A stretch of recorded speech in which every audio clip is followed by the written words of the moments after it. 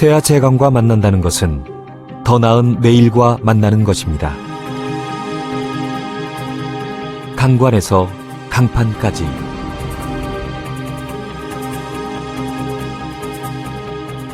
철은 도전을 만나 스스로의 역량을 키워갑니다.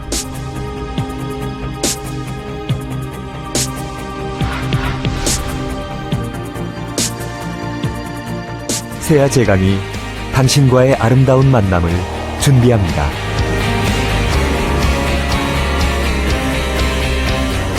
아름다운 만남, 세아 제강.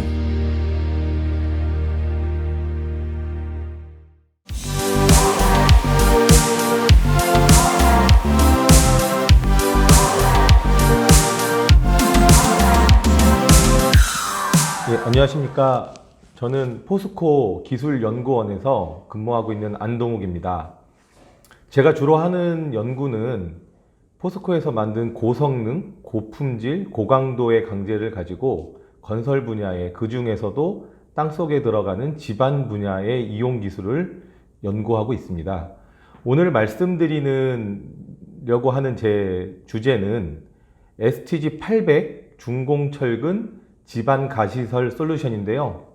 이게 뭔 말인지 다 모르는 단어들로 구성이 되어 있다고 느끼실 것 같습니다. 그래서 오늘은 이 중공철근이라는 게 어떤 건지, 왜 이게 이 건설 분야에 적용될 때 메리트가 있다고 얘기를 하는 건지에 대해서 저와 이 영상을 보시는 여러분들과의 공감대 형성하는 걸 중심적으로 발표를 드리려고 합니다. 그래서 조금 지루하시지 않게 하려고 노력은 할 건데요. 재밌게 좀 들어주시면 좋겠고요. 본격적으로 발표를 이제 시작하겠습니다. 그래서 구성은 도대체 중공철근이라는 게 무엇인지를 말씀을 드리고, 그 이후에 중공철근이라는 것들을 현장에 적용하기 위해서 어떠한 연구를 했고 검증을 했는지, 이런 부분에 대한 것을 말씀을 드리고, 이후에 현장에 적용했을 때에 어떤 메리트가 있고 장점이 있는지, 적용했을 때의 반응과 또 실적들, 이런 거 위주로 설명을 드리겠습니다. 기술적인 부분은 가능하면 말씀 안 드리려고 하니까요. 계속 거듭 부탁드리지만 좀 재밌게 봐주셨으면 좋겠습니다. 먼저 중공철근의 개요를 말씀드리겠습니다. 중공철근의 개요를 말씀드린다고 해놓고는 갑자기 자동차에 관련된 장표가 띄워졌는데요. 사실은 이 자동차 쪽과 제가 말씀드리는 중공철근이 가야 하는 방향이 좀 유사한 부분이 있고요. 제가 이 중공철근을 개발해야겠다라는 이 동기부여를 받은 게 바로 이 자동차 분야에서 좀 시작이 됐기 때문에 첫 시작 페이지를 이 자동차에 관련된 그림으로 넣었습니다. 자동차 하면 많은 분들이 되게 친숙하게 지금은 느끼실 거고요. 자동차에 대해서 나는 세단이 좋다, 아니면은 난 SUV가 좋다, 아니면 뭐 난 디젤차, 가솔린차, 뭐 이런 식으로 색상에 대한 부분까지도 굉장히 다양한 취향이 있을 건데요. 모든 자동차 메이커에서 공통된 관심사로 개발에 집중했던 부분이 바로 연비에 대한 얘기입니다. 자연스럽게 연비 좋은 차를 싫어하시는 분 당연히 없겠죠. 그렇기 때문에 연비에 대한 부분은 이 자동차 쪽에 지난 10년 이상 굉장히 주 화두가 됐고, 최근에는 뭐 전기차로 좀 넘어가는 부분이 있어서 이런 부분이 좀 시들해지지 않을까라고 생각할 수 있지만, 이 부분도 당연히 중요한 부분입니다. 그래서 포스코에서 이런 자동차용 강판을 굉장히 잘 만드는 회사고요. 글로벌적으로 봐도 거의 넘버원이라고 말할 수 있을 정도고, 한 2년 전까지 아마 TV에서 광고로도 아마 접하셨을 뭐 기가스틸 이런 것들이 자동차 프레임이나 바디 쪽에 들어가는 강판들을 고강도로 해서 경량화 시킨다는 데에 초점을 맞춘 겁니다. 근데 이렇게 눈에 보이지 않는 부분에서도 경량화가 진행이 됐는데요. 이 많은 동그라미 모양, 그러니까 안에가 꽉 차 있는 봉강의 형태를 갖는 이런 구조재들을 고강도로 하면서 외경은 동일하게 하고 안을 비워놓는, 오늘 제가 말씀드리려고 하는 중공철근의 이런 컨셉과 동일하게 경량화를 했습니다. 그러다 보니까 이러한 경량화의 여러 가지 핵심 부품들도 이런 눈에 보이지 않는 것도 있었다라고 이제 보시면 되고요. 여기에서 이렇게 좋은 강관을 왜 자동차에만 써야 되지? 왜 건설 분야에 사용할 수 없을까라는 데에서 제가 시작을 했고요. 되게 오래됐습니다. 2015년부터 이제 이것들을 개발을 해서 상용화하고자 노력을 했던 부분에 대해서 이제 조금 더 자세하게 말씀을 드리겠습니다. 자, 그러면 자동차 쪽에 적용되는 이러한 본강류들을 강관으로 바꾼 걸 도대체 어떤 데에 적용하겠다고 얘기를 하느냐. 오늘 제가 이제 말씀드릴 부분은 집안 구조물 쪽에서도 가시설, 흙막이 벽체라고 하는 이런 가시설 분야인데요. 흙막이 벽체는 또 뭔지 생소하실 수 있어요. 그래서 그걸 또 다시 말씀을 드리면 벌써 한 3년 정도 된 것 같은데 상도동 유치원 붕괴 사건 뭐 이런 거 아시죠? 그래서 건물을 지을 때 이 땅을 파야 되는 공정이 있으면 이 땅을 파내려갈 때 흙이 무너지지 말라고 여기에 시공하는 것들이 흙막이 벽체라고 합니다. 여기에는 뭐 HB 안에 토류판을 끼는 것도 있고요. 강판을 접어서 시트 파일 형태로 하는 부분도 있고, 그 다음에 콘크리트가 들어가는 이런 구조물이 있는데, 최근에는 이런 지하 구조물들의 깊이가 점점 깊어집니다. 땅값은 비싸지고 그 비싼 땅 위에 건물을 지어야 되는데 주차 공간을 확보하지 않으면 인허가가 안 납니다. 그렇다 보니까 주차장이 지하 6층, 7층까지 내려가고 있죠. 이렇게 되면 지하 20m, 30m를 파내려가야 되는데 당연히 기존에 지금 그림에 보시듯이 이런 토류판을 낀다거나 강판을 얇게 접어서는 그 토압을, 그러니까 흙이 미는 힘을 견디기가 굉장히 어려울 겁니다. 그래서 콘크리트 안에 이러한 이형철근을 보강하는 CIP나 지하 연속벽이라고 하는 슬러리월을 많이 시공하고 있는 상황인데요. 여기에 들어가는 이형철근을 저희가 말씀드리는 중공철근으로 대체하는 연구를 수행을 했고 이를 상용화한 내용이 되겠습니다. 그래서 이러한 시장은 계속 커질 거고요. 이 커지는 시장에 대응하기 위해서 경량화가 필요하다는 얘기를 또 말씀을 계속 드리고 있는데 왜 경량화가 필요한지는 뒤에 조금 더 자세하게 말씀드리도록 하겠습니다. 자, 그러면 중공철근을 자동차의 컨셉에서 갖고 왔다고 말씀드렸는데 그럼 건설에 그냥 바로 쓰면 되느냐? 당연히 아니죠. 건설에는 설계에 반영하기 위한 KS 표준이 있어야 되고요. 그 KS 표준을 근거로 설계를 할 수 있는 설계 시기나 설계 지침, 기준 등이 있어야 됩니다. 그래서 제가 지금 말씀드리는 KSD 387는 이 중공철근의 형태를 갖는 이 강재를 가지고, 강관을 가지고 집안보강용 강관이라고 하는 KS 표준을 제정한 건이 되겠습니다. 2018년 12월에 제정이 됐고요.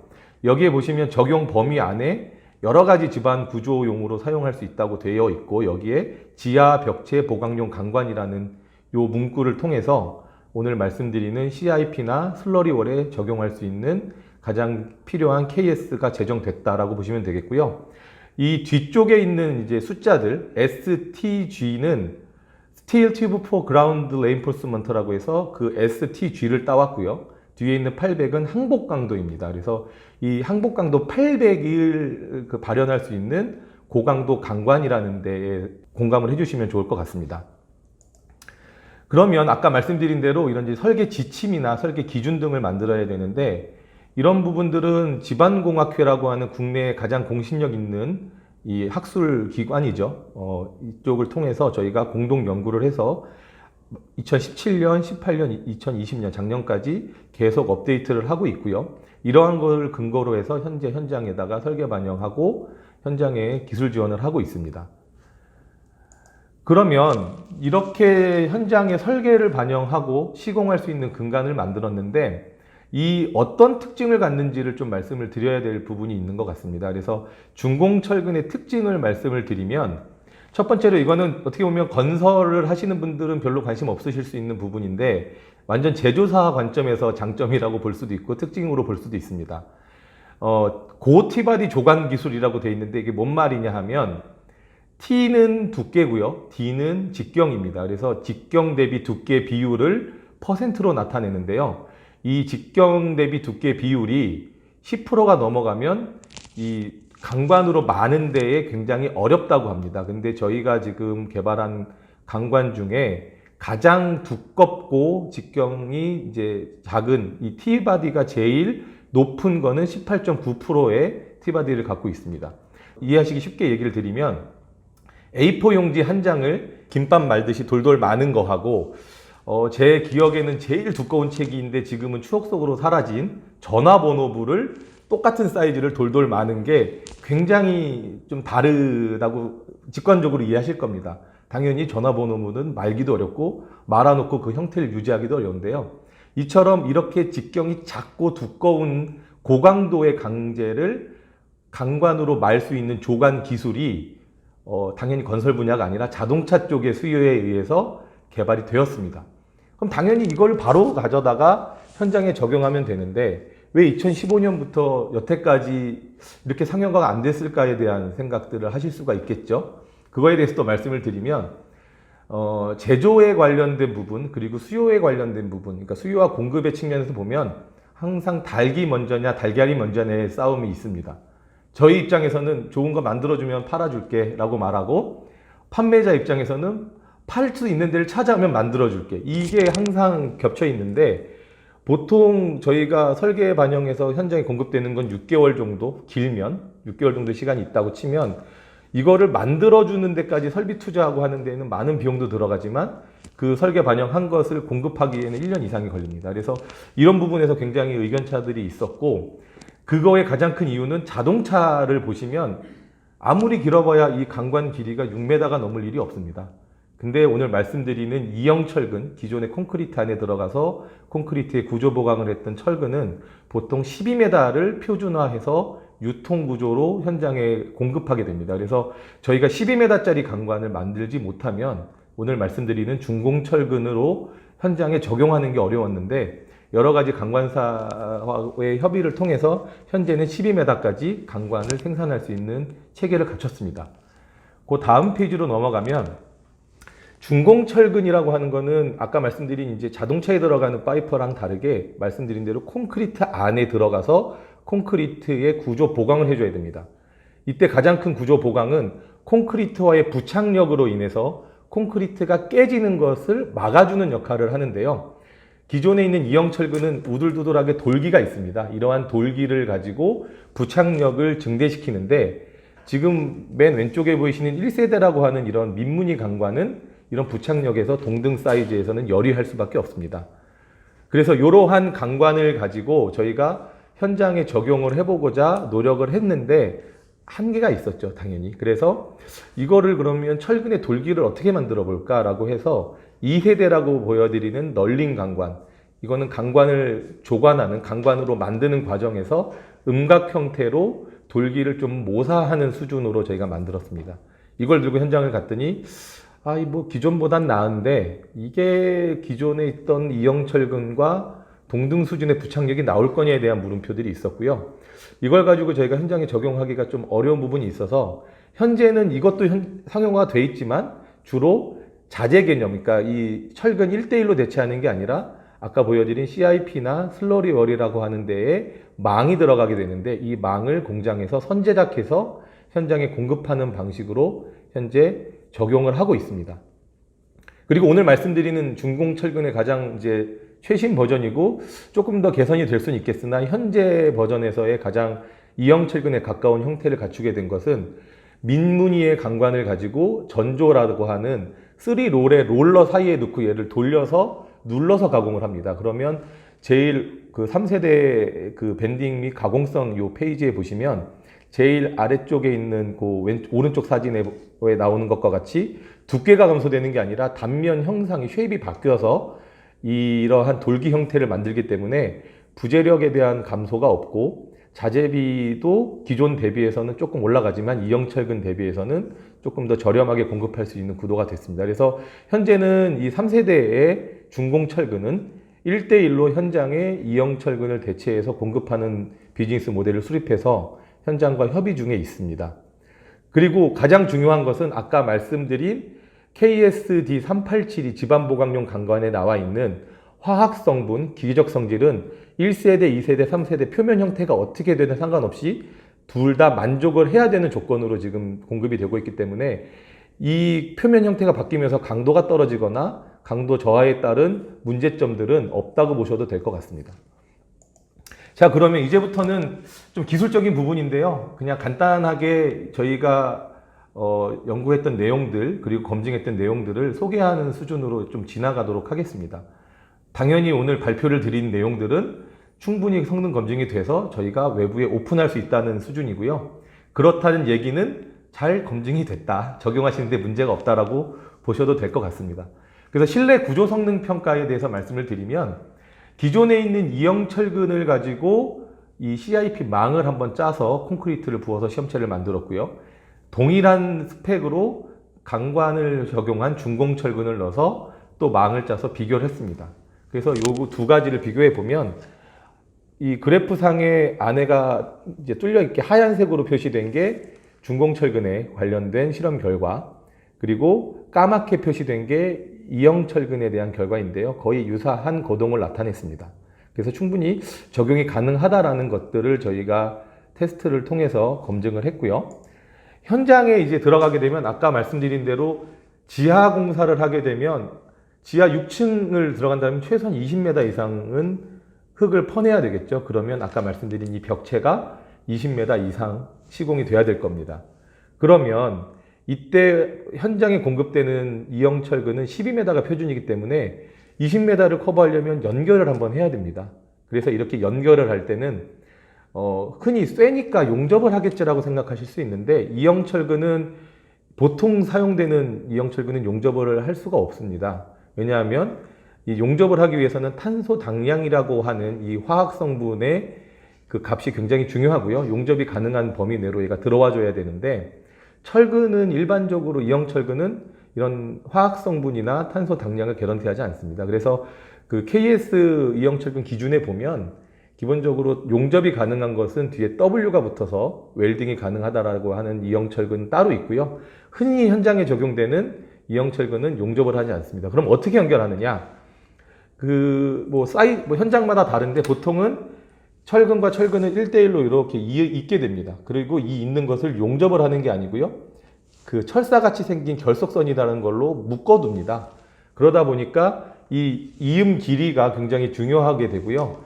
그러면 이형철근의 이음 길이를 산정하는 여러 가지 검증된 방법들이 있고 그것을 중공철근도 동일하게 써도 되냐 마냐에 대한 당연히 물음표가 생겼습니다. 그래서 이런 부분에 대해서 기존의 이형철근의 이음 길이를 산정하는 방법을 동일하게 쓸 수 있는지, 그리고 저희가 지금 말씀드리는 그 중공철근은 포스코에서 생산해서 공급할 때부터 화학 성분을 정확하게 개런티 해드리고 중요한 게 탄소 당량까지도 용접이 가능한 수준으로 공급을 해드릴 수 있습니다. 그러면 아까 말씀드린 이형철근에서는 용접이 안 됐지만 저희 중공철근을 사용하게 되면 용접이 가능하다는 얘기가 되겠죠. 그래서 저희가 용접으로 그러면 성능을 검증을 하게 되면 기존에 있던 이형철근의 단점이 어느 정도 보완될 수 있는 상황으로 저희가 테스트를 했습니다. 그래서 이렇게 4가지 테스트를 했고요. 그 다음 페이지에 실험 결과를 보여드리면 빨간색 실선이 이 겹이음이 아예 없이 그냥 단본으로 저희가 실험체를 비교군을 만든 거고요. 겹이음 길이를 1.5m를 한 경우, 2m를 해서 결속선을 맨 경우도 거의 동등한 수준의 양상을 보였고, 용접 이음을 해서 500mm만 겹쳐서 125mm의 용접을 했을 때에도 거의 동등 수준의 이 거동을 보였습니다. 이를 통해서 겹이음도 기존의 이형철근 기준을 그대로 따라갈 수 있고, 그리고 용접을 하는 것도 충분히 가능하다라는 결과를 얻었는데요. 저는 포스코 직원이죠. 그래서 제가 이 콘크리트와의 부착에 관련된 겹이음에 대한 것들을 잘 됩니다, 문제 없습니다라고 말씀을 드리면 당연히 또 공신력이 없습니다. 그래서 이런 부분을 국내에 가장 콘크리트에 관련된 그 저명한 기관인 한국콘크리트학회를 통해서 자문을 받았고요. 오늘 말씀드리는 이 집안 구조물, 집안 가시설 분야에 국한해서는 기본적으로 겹이음 기준은 이형철근 기준을 준용할 수 있고 용접으로 이음하는 것도 가능하다라는 의견을 받아서 현장에 제공해드리고 있습니다. 그래서 여러 가지 현장에서 궁금해하시던 부분들을 포스코에서 선도적으로 검증을 해서 공신력 있는 기관을 통해 제공해드리고 있다는 것이 오늘 말씀드리고자 하는 거의 포인트고요. 다음으로는 이제 실내에서만 해보면 어떡하냐, 현장에서도 해봐야 될 거 아니냐라는 또 말씀들을 하실 수 있어서 요 현장 시험 시공하고 현장에서 검증한 자료도 같이 오늘 설명을 드리려고 합니다. 거의 사진 자료로 구성을 했고요. 보시면 알겠지만 돈이 좀 많이 들어갔겠네. 그래서 포스코에서 단순히 그냥 강제만 개발하는 게 아니라 이런 이용 기술을 개발하는 데에 굉장히 많은 시간과 비용을 사용하고 있다. 그래서 검증된 내용을 가지고 사용하실 수 있도록 제안드리고 있다라는 거에 조금 더 좀 포커스를 맞추고 요 내용을 부담 없이 봐주시면 좋겠고요. 처음에는 아까 말씀드린 대로 망을 짜야겠죠. 현장에서 이렇게 실제로 망을 짜는 것을 저희가 진행을 했고요. 뭐 작업대 설치하고 뭐 띠철근 배열하고 여러 가지 이런 사진 자료들입니다. 그래서 이렇게 해서 이 망을 짜는데 아까 말씀드린 대로 제가 이거의 가장 키포인트는 계속 경량화를 말씀드리고 있고요. 동등 수준의 성능을 발현하는 이형철근 대비 중공철근은 약 50% 정도 무게가 줄어듭니다. 그렇기 때문에 이거를 제작하면서 현장에서 작업하시는 작업자분들에게 작업이 어떠십니까를 여쭤봤더니 다들 너무 가벼워서 좋다라는 VOC, 당연한 얘기인데요. 그런 얘기를 들었고요. 계속해서 사진 자료를 보시면 뭐 현장에서 이렇게 망을 잘 짰다라고 해서 쭉 넘어가면서 저희가 망 짠 것까지 보여드리면 이렇게 짰구나를 이해하실 수 있을 것 같고요. 요 다음에는 어떤 현장인지 실제로 현장에 저희가 약 한 16m 정도 깊이의 이러한 그 구조물을 실제로 땅을 뚫어서 시공을 해서 검증을 하는 그런 과정입니다. 그리고 이걸 보시면 사진 자료인데요. 또 17m까지 실제로 굴착을 했다라는 걸 보여드리는 자료고, 대형 장비를 통해서 실제 흙을 퍼내고 이 안에 아까 제작했던 망을 넣고 거기에 콘크리트를 타설을 해서 전체적인 이 시험체를 만드는 그런 일련의 과정입니다. 그래서 이런 부분들은 이제 지방공학을 전공하시거나 현장에서 하시는 분들은 잘했구나 뭐 이렇게 보실 수 있지만, 잘 모르시는 분들도 실제 현장에서도 적용이 가능하게끔 검증이 됐구나 라고 봐주시면 좋을 것 같습니다. 그래서 전체적으로 쭉 다 이렇게 시공을 했고요. 현장 제한 시험이라고 하는 부분은 두 가지를 테스트하게 됩니다. 위에서 누르는 하중, 즉 건물이 위에 올라가게 되면 수직 하중이 작용하게 됐을 때 얼마나 버틸 수 있는지, 그리고 뭐 흔히 우리 요즘 지진에 대해서 민감하죠. 지진이 왔을 때 흔들릴 때 어떻게 얘가 수평 하중에 옆으로 미는 힘에 대해 저항하는지를 테스트하는 건데요. 위에서 누르는 힘을 여기 뭐 1000톤짜리를 위에서 직접 누를 수가 없습니다. 그래서 이런 부분들은 큰 해머를 이용해서 이 타격 에너지를 가지고 하중을 조건을 모사해서 하는 이런 실험 방법이 있고요. 그거를 동제하 시험이라고 합니다. 그래서 이 해머를 가지고 동제하 시험을 해서 저희가 예상했던 설계 지지력, 그러니까 목표했던 성능 이상이 되는 것을 확인을 했다라는 내용이 되겠고요. 그 다음에는 이제 아까 말씀드린 옆으로 미는 힘. 근데 아까 지금 말씀드린 그 흙막이 벽체는 흙이 무너지지 말라고 시공하는 거기 때문에 사실 이 옆에서 미는 힘이 굉장히 중요합니다. 그래서 옆으로 미는 힘에 대해서 실제로 이 현장에서 시공한 구조체를 좌우로 밀면서 실험하는 이런 테스트를 진행을 했습니다. 여기 역시도 저희가 목표했던 그 성능 이상이 확인이 되어서 현장에 적용을 했을 때도 충분히 검증이 된 상태로 적용이 가능하다라고 판단할 수 있는 근거가 되었습니다. 자, 그러면 지금까지 저희가 이제 제가 준공철근이 뭔지, 그리고 준공철근이 왜 필요한지, 그리고 어떻게 검증했는지 등등을 말씀드렸는데요. 이 준공철근을 적용했을 때 이제 효과에 대해서 본격적으로 다시 정리해서 말씀을 드리겠습니다. 아까 계속 반복되는 얘기입니다. 가볍습니다. 아까 말씀드린 대로 이형철근 대비 1대1로 비교하면 약 50% 정도 무게 절감이 가능한데요. 이 50%라고 해놓고 얘기는 왜 또 한 40%밖에 절감이 안 되냐라고 이 자료를 보고 또 의아하실 수도 있어서 말씀을 드리면, 저희가 연직으로 들어가는 이 수직 철근은 이형철근에서 준공철근으로 대체를 하면 정확히 50%가 절감이 됩니다. 근데 이렇게 동글동글하게 되어 있는 그 코일 철근이라고도 하고요. 아니면은 띠철근이라도 얘기하는 이 철근이 같이 결합이 되면 약 40% 정도의 경량화 효과가 있습니다. 그래서 전체적으로 망으로 봤을 때에는 약 40% 정도 경량화가 된다라고 볼 수 있고요. 그 다음 페이지는 아까 용접이 가능하다고 저희가 말씀을 드렸는데, 용접을 하게 되면 아까 저희가 쉽게 말해 철사로 묶는다고 하는 거하고 용접으로 딱 붙여놓는다고 했을 때 이 겹쳐지는 길이가 차이가 납니다. 철사로 묶을 때는 많이 겹쳐져야 되고요. 철사로 안 묶고 용접을 하면 조금만 겹쳐도 되는 거죠. 그래서 이렇게 겹쳐지는 길이가 요 연결되는 철근 하나하나에 약 1m씩 절감을 시킬 수 있고요. 이거를 전체 물량으로 보면 뭐 겹이음이 꼭 한 포인트씩 있다라는 가정하에 약 한 5%에서 10% 정도의 물량 저감 효과가 기대가 됩니다. 그래서 여기 나와 있는 내용들은 어떤 특정 현장의 거를 좀 발췌해서 뭐 비용으로 표현은 드렸지만 현장 여건에 따라 용접으로 이음을 할 수 있는 조건에서는 경제적으로 재료를 덜 쓰기 때문에 절감할 수 있는 부분이 있다라고 보실 수 있을 것 같고요. 이런 부분은 또 한번 말씀드리지만 한국 콘크리트 학회를 통해서 자문을 받아서 의견서까지 제공을 해드리는 상황입니다. 그리고 이제 세 번째는 아까 말씀드린 대로 현장에서 망을 짜기 어려운 조건들이 꽤 있고요. 이런 것들을 지금 보여드리는 사진과 같이 자동화 설비를 통해서 망을 짭니다. 이게 현장이 굉장히 좁은 현장들이 있어요. 이런 데에다가 이 망을 짜려고 뭐 10m가 넘는 것들을 가지고 이거를 들어서 옮기고 이런 것들이 굉장히 번잡하기 때문에 선제작한 것을 단순히 공장에서 만들어서 받아가지고 현장에서 시공만 하면 되는 이런 조건들이 형성이 되면 굉장히 시공성도 좋고 현장에서 작업성도 올라가게 되는데요. 기존에도 이형 철근을 가지고 이렇게 선제작하는 망을 짜서 현장에 공급하려고 한 사례들이 있습니다. 그런데 아까 말씀드렸지만 이형 철근은 기본적으로 결속선으로 얘를 묶어 놓는 방법인데요. 얘를 공장에서 짤 때는 정말 원형 형태 그대로 모양이 잘 갖춰져 있어요. 그런데 얘를 차에 한번 싣죠. 공장에서 현장에 오기 위해서. 그때 조금 틀어지고요.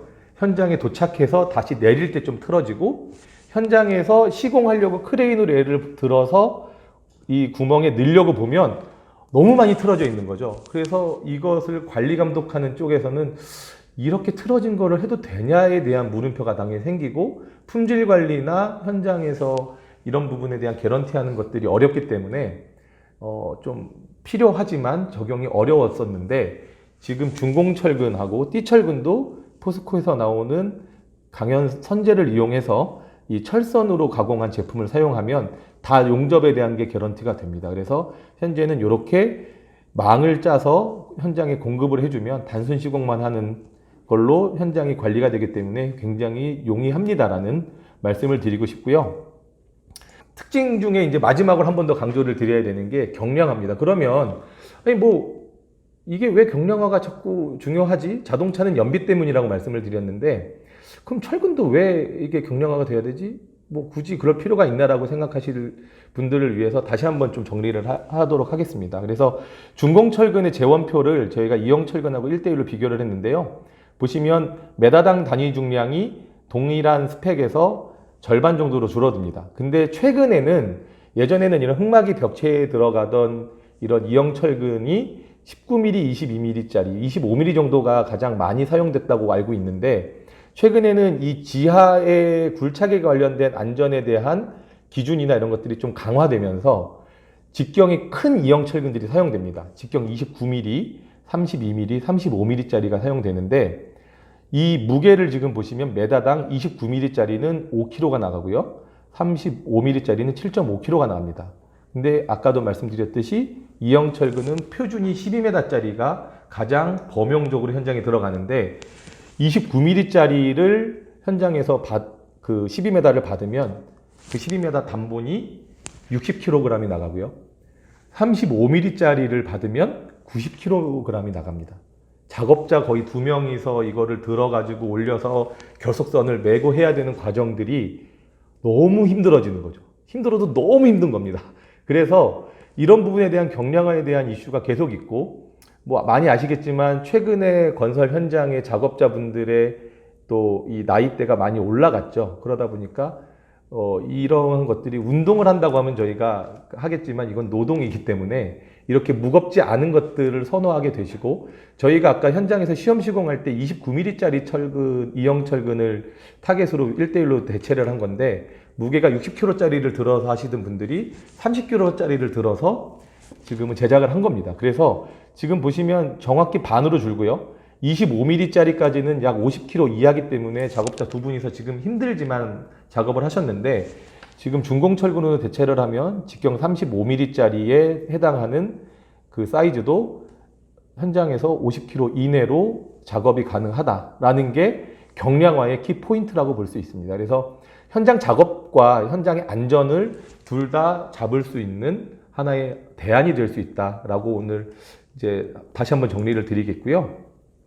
그럼 이제 제일 저희가 현장에 가서 말씀을 드릴 때 어려운 게 좋은 것 같은데 실적 있나요? 라고 얘기를 하세요.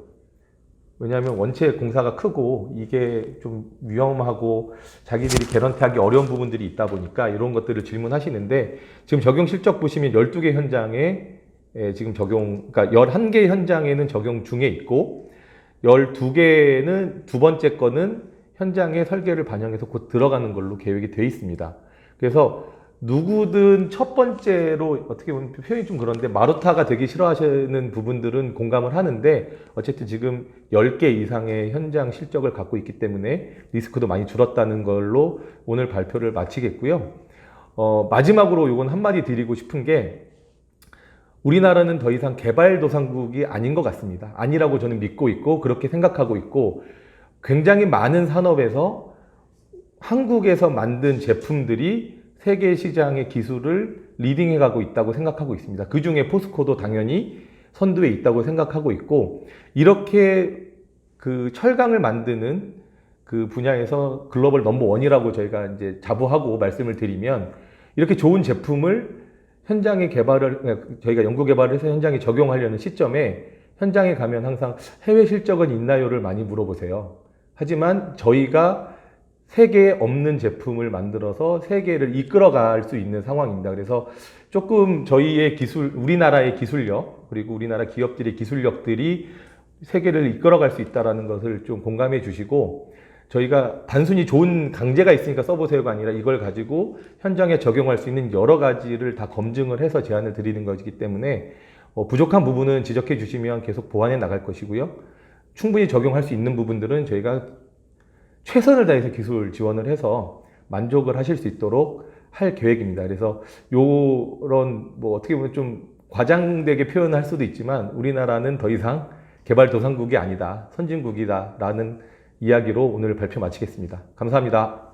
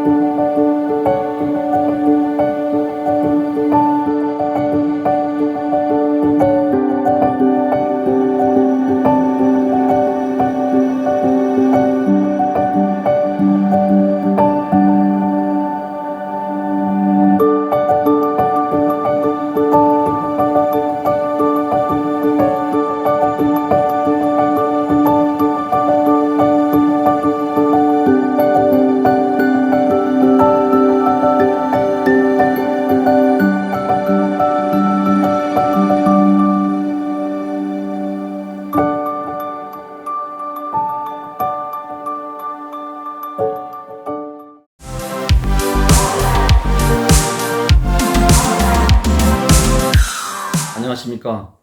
포스코 경영연구원 전채택 수석연구원입니다.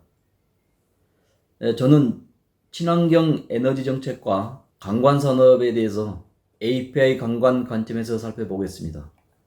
먼저 에너지 산업 전체를 전망해보고, 다음으로 석유와 가스 산업을 전망하고, 관광의 무역 구조를 살펴본 다음에 시사점을 도출해 보도록 하겠습니다. 먼저 에너지 산업의 메가 트렌드입니다. 에너지 산업은 기후변화, 환경오염, 기술 발전을 경험하며 다양하게 전개되고 있습니다. 에너지 수요 패턴은 경제적, 안정적 공급에서 더 나아가 환경, 안전, 효율이 중시되는 공급으로 전개되고 있습니다. 지구 온난화 가속과 기상이변이 일상화되면서 주요 국가들은 탄소 중립을 선언하고 석탄 발전 대출을 가속화하고 있습니다. 또 환경 오염으로 인한 지구의 자정 능력 악화와 건강, 안전, 삶의 질 악화는 가스, 신재생의 친환경 에너지로의 적용을 가져왔습니다. 또 기술 융복합해 기술 발전으로 이종 산업 간 협업과 지속 가능한 탈탄소의 친환경 미래 에너지를 모색하면서 핵 융합의 출몰과 수소 산업의 급부상도 가져오고 있습니다. 다음 코로나19 영향을 살펴보겠습니다. 전 세계는 2차 세계대전 이후 유례가 없었던 초유의 팬데믹 상황을 맞이하였습니다. IMF에 따르면 작년도 글로벌 경제 성장률은 4.4%가 감소하는 경험을 하였습니다. 특히 선진국이 5.1% 감소로 세계 평균 대비 큰 폭으로 감소했는데, 이 중에서 미국은 4% 감소하고 EU가 6.9% 감소, 일본이 4.5% 감소, 특히 영국이 10.3%나 감소하였습니다. 반면에 개도국은 국가 간 차이가 크기는 하지만 평균 3.5% 감소로 세계 평균 대비 낮은 감소폭을 기록하였습니다. 국가별로는 중국은 오히려 2%가 증가했었고, 반면에 인도는 8.7% 감소를 경험하였습니다. 한편 우리나라는 1% 감소로 선방한 것으로 IMF에서는 집계하였습니다. 다음은 에너지 산업 분야는 어떠했는지 살펴보겠습니다. 국제에너지기구인 IEA에 따르면 코로나19로 인해 작년도 세계 에너지 수요는 그 전년도인 2019년 대비 6% 감소하였습니다. 그럼 에너지 원별 감소율은 그 크기 순을 보면은 석유, 석탄, 원자력, 가스 순이었고, 하지만 반면에 그 신재생 에너지 수요는 유일하게 증가하였습니다. 같은 기간에 에너지 산업에 투자는 에너지 수요 감소율보다 훨씬 큰 18%나 감소하였습니다. 이 국제에너지기구와 미국 에너지정보청에서는 이러한 감소를 코로나19 여파로 인한 경제활동과 여가산업의 위축이 80% 이상 직간접적으로 기여했다고 분석했습니다. 다음은 에너지 산업의 전망입니다. 코로나19 이전의 에너지 수요는 2023년까지 회복되고, 이후 장기적으로 저탄소, 친환경 에너지 위주로 성장할 전망입니다. 석탄 등 탄소 집약 에너지원은 수요가 감소되고, 가스, 신재생 에너지 등 저탄소, 친환경 에너지가 확대되겠습니다. 아래 그래프를 통해 분야별로 살펴보겠습니다. 에너지 수요를 2019년 기준 지수 1로 나타낸 것입니다. 작년에 총 수요는 급감하였습니다.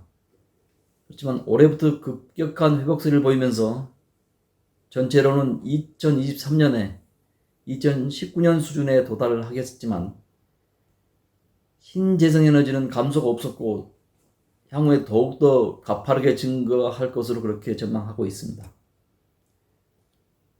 그래서 2030년에는 2019년 대비 1.6배까지 증가할 것으로 전망하고 있습니다.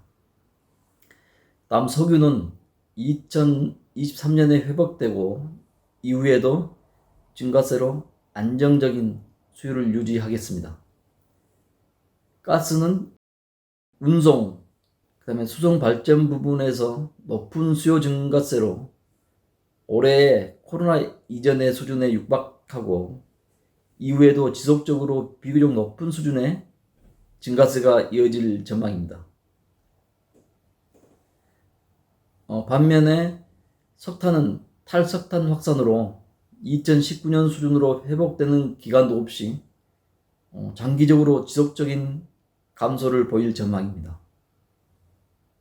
에너지 공급 또한 IEA 전망을 토대로 살펴보겠습니다.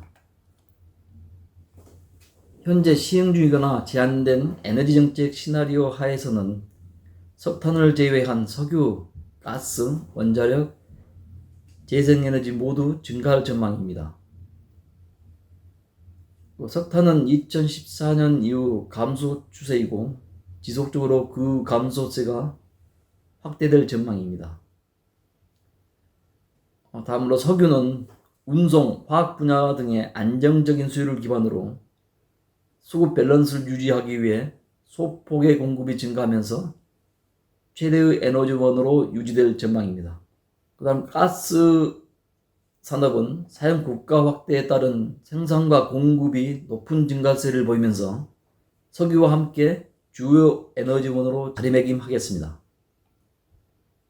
한편으로 IEA는 파리 기후협약의 목표 달성을 전제로 한 시나리오도 전망하였습니다.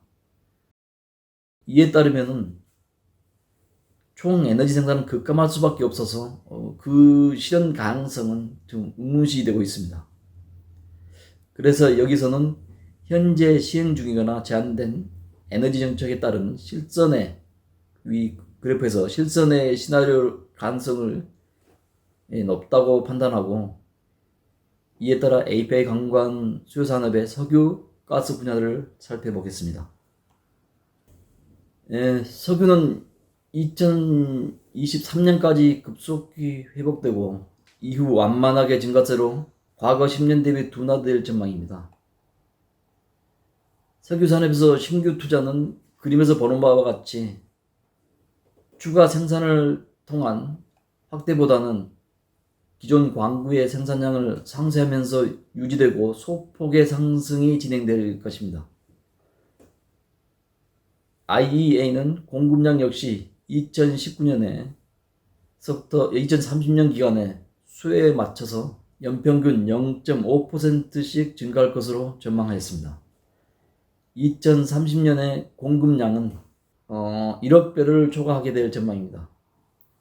이는 하루에 75만 배럴씩 증가하면 도달하게 되는 그 양입니다.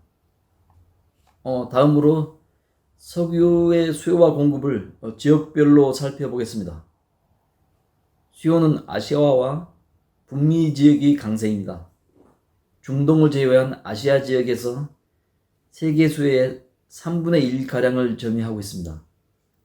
이 아시아 지역은 중국과 인도 등 신흥 개도국 중심으로 산업과 상업, 운송 등 전 부분에서 증가하면서 1919년은 일평균 3,250만 배럴에서 2030년에는 3,790만 배럴까지 증가할 전망입니다. 반면에 다음으로 규모가 큰 북미 지역에서는 수요는 하루 평균 2019년에 2,290만 배럴에서 2030년에는 1,930만 배럴로 감소할 전망입니다. 그 다음 유럽에서는 또 계속 감소하겠습니다. 또 중동, 중남미, 아프리카 지역에서도 유럽과는 달리 모두 증가하는 것으로 그렇게 전망이 되고 있습니다. 이렇게 IEA는 세계 수요를 2030년에 하루에 320만 배럴에 이를 것으로 전망했습니다. 공급은 북미와 중동 지역이 강세입니다. 북미 지역은 세일 오일 개발 규모가 유지될 전망입니다. 이는 미국 에너지 산업 보호 정책과 오페크 및 산유국 간 증산과 감산의 합의 불발 시에 독자적인 행동에 따른 시장 변동 불가피에 기인될 것입니다. 이 북미 지역에서 생산은 2019년에 하루 평균 2,470만 배럴에서 2030년에는 2,730만 배럴로 증가할 것이고 IEA는 전망하고 있습니다. 또 전통적인 산유국들이 분포한 중동에서도 안정적인 증가세가 유지될 것으로 보입니다. 이 지역은 에너지 외에 다른 경제 활동에 제약이 많은 국가에서 공급 확대를 모색하는 등으로 공급량 증가세를 가져올 것으로 그렇게 보입니다. 2019년에는 하루 3,220만 배럴에서 2030년에는 3,640만 배럴까지 증가할 것으로 그렇게 전망됩니다. 그다음 이제 기타 지역은 비중이 낮은 가운데 유럽과 타 아시아 지역에서는 생산이 감소하겠고 중남미 지역에서는 좀 증가할 것으로 그렇게 전망했습니다.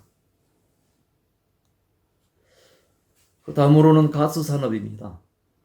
가스 수요는 탈석탄 확산에 따른 친환경 대체성으로 수요와 공급은 연평균 1.1에서 1.2%의 높은 증가세가 전망됩니다. 가스 수요는 코로나19로 인한 전년도의 감소를 올해 곧바로 회복하면서 19년 수준에 육박하고 꾸준하게 높은 증가세를 보일 전망입니다. 이는 친환경 저탄소 발전원으로 석탄 퇴출에 따른 수요 증가에 기인한 것입니다. 이를 반영하여서 IEA는 2019년부터 2030년 기간에 연평균 1.2% 증가할 것으로 그렇게 전망했습니다. 수요에 의해서 가스 공급은 최근에 초과 공급을 보였으나 조만간 균형을 이룰 것으로 그렇게 전망하고 있습니다. 2019년에서 2030년 기간에는 연평균 1.1%씩의 증가세를 보일 것으로 전망했습니다. 공급량으로는 2019년에 4조 890억 입방메타에서 2030년에는 4조 6,130만 입방메타로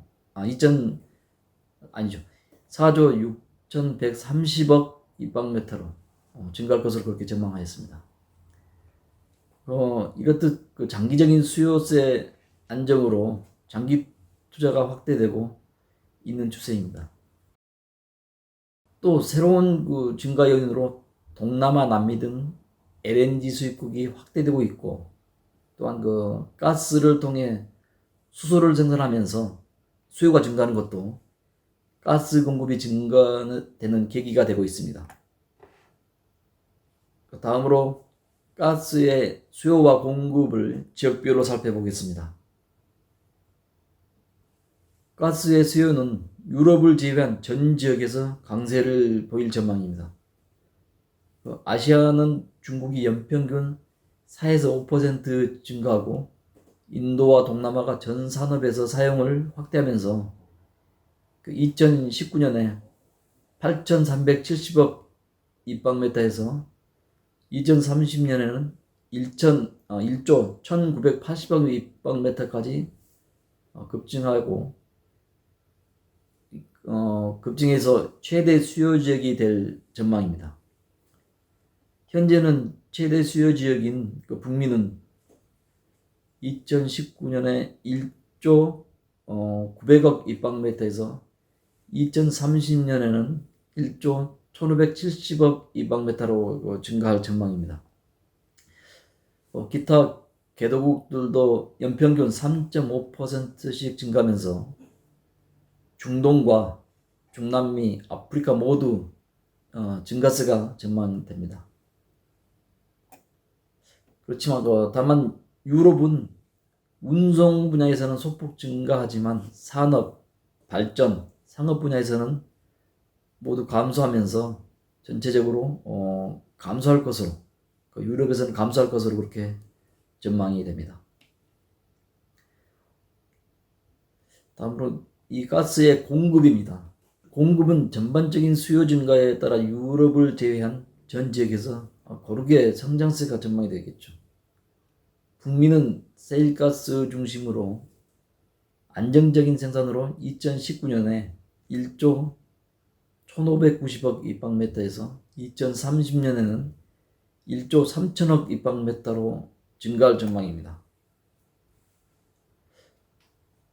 다음으로 생산 규모가 큰 중동은 석유와 포트폴리오 구성에서 가스 비중을 향상시키면서 2019년에 6,530억 입방메타에서 2030년에는 무려 1조 200억 입방메타로 증산할 계획입니다.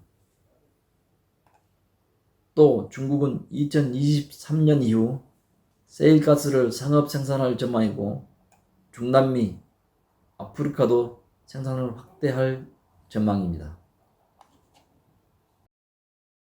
그 앞에서 살펴본 석유 가스 산업을 기반으로 하는 강간 수요를 동반하는 그 프로젝트를 살펴보겠습니다.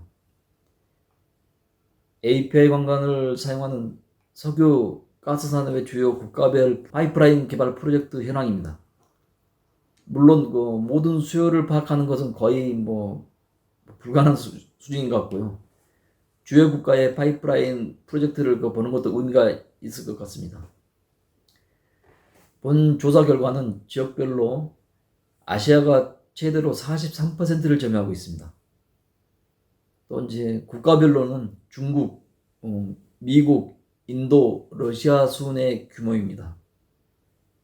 그 에너지원별로는 가스 파이프라인 프로젝트 규모가 전체의 83%로 활발히 추진되고 있습니다.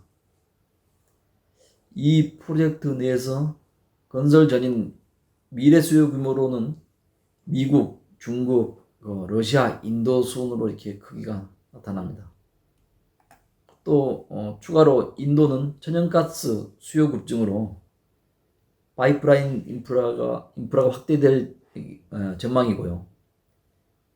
러시아는 최근에 천연가스 수출을 위한 파이프라인도 확대할 예정입니다.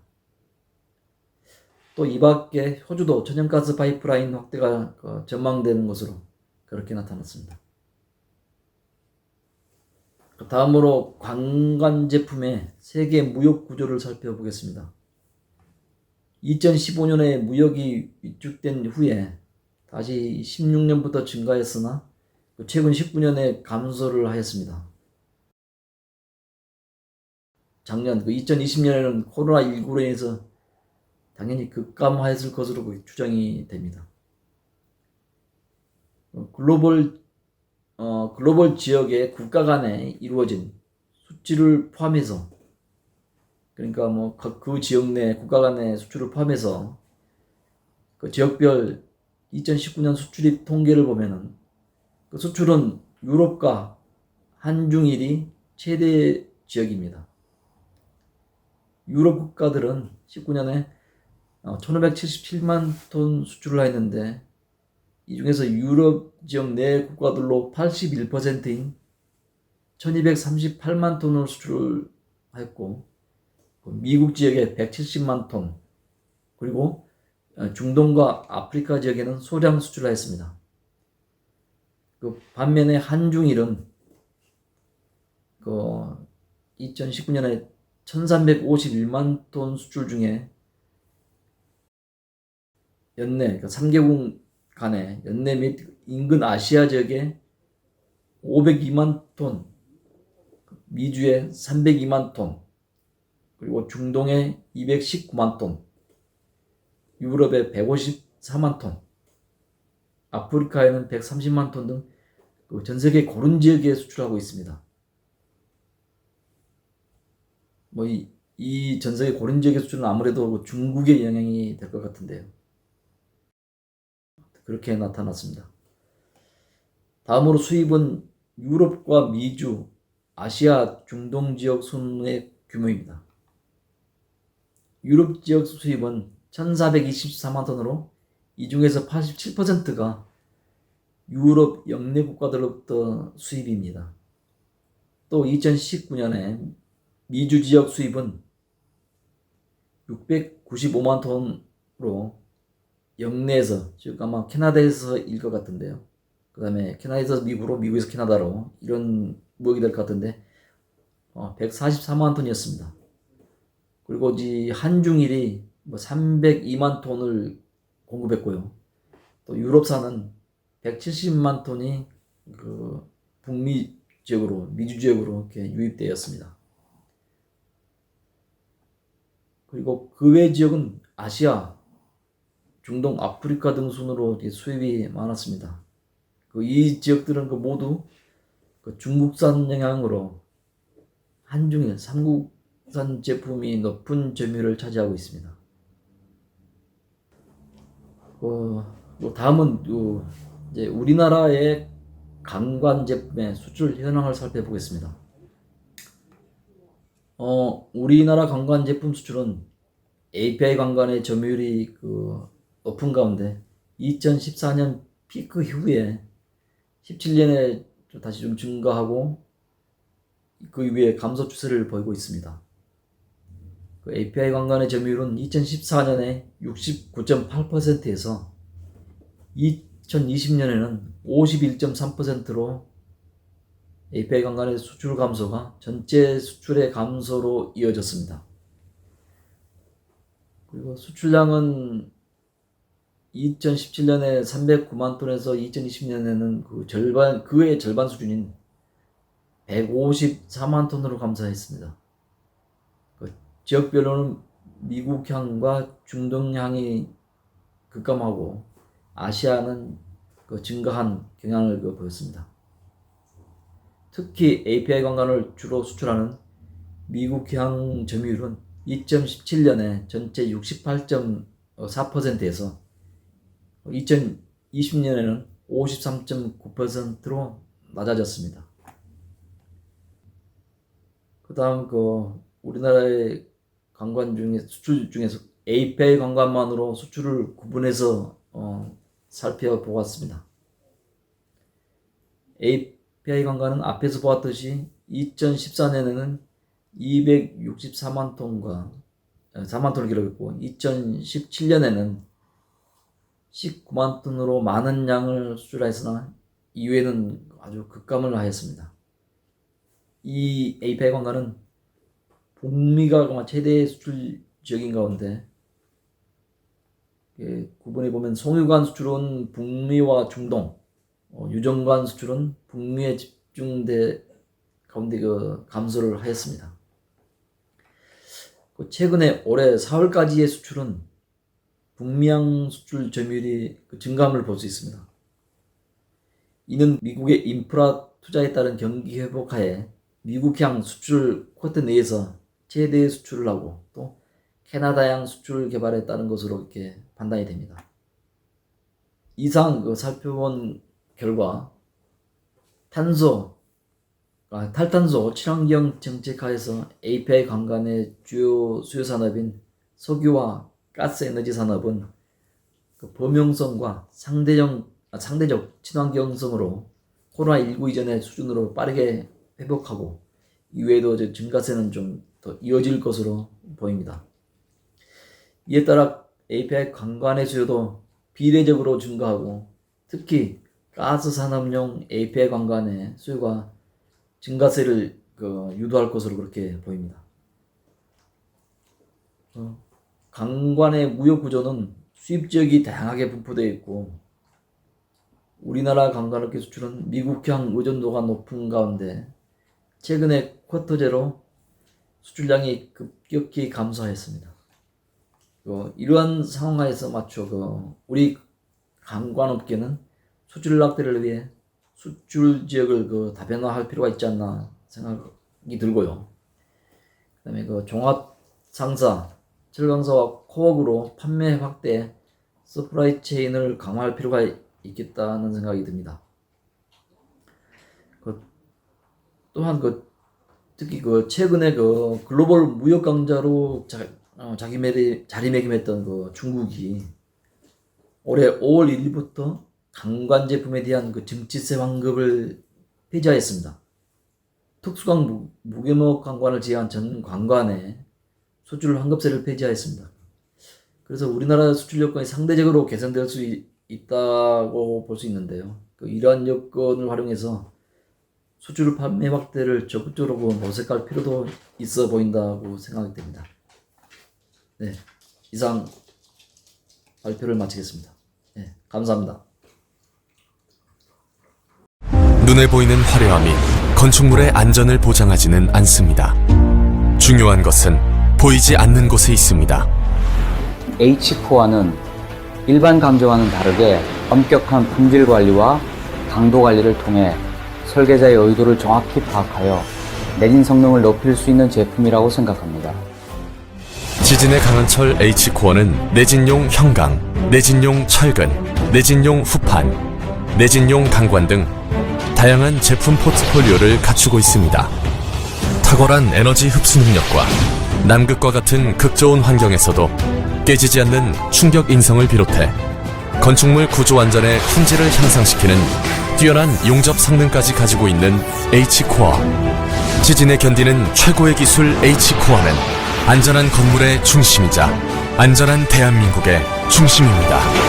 지진에 강한 철 H코어.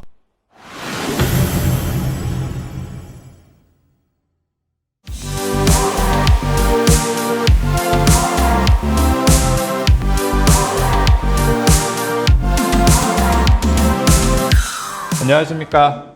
세종 ITC의 조명성 회계사입니다. 먼저 이 자리를 마련해 주신 스틸데일리 관계자분들께 다시 한번 감사의 인사를 전해드립니다. 저의 이제 세미나 주제는 대미 관관 수출 확대 가능성입니다. 저희가 이제 부양책과 관련해가지고 관관 수출이 얼마나 확대가 가능성이 있는지 한번 세미나로 알아보셨으면 좋겠습니다. 먼저 2조 3천억 달러의 경기 부양책 내용부터 말씀을 드리겠습니다. 최근 이제 바이든 행정부에서 2021년 3월 30일에 Americans Jobs Plan이라는 이름 하에 2조 3천억 달러 규모의 부양책을 발표한 바 있습니다. 부양책 발표하면서 미국은 세계에서 가장 부유한 나라임에도 인프라의 품질이 13위에 머물러 있었던 것을 지적하였었고요. 그리고 정부의 국내 투자가 전체 경제에 차지하는 비중이 1960년대 이래로 40% 이상 감소함을 지적을 하였습니다. 또한 환경과 기후 관련 투자로 인한 이익의 40%가 취약한 지역 사회에 돌아가도록 하는 것을 목표로 하고 있고요. 다만 부양책과 동시에 법인세율을 28%로 상향할 것을 같이 발표하였습니다.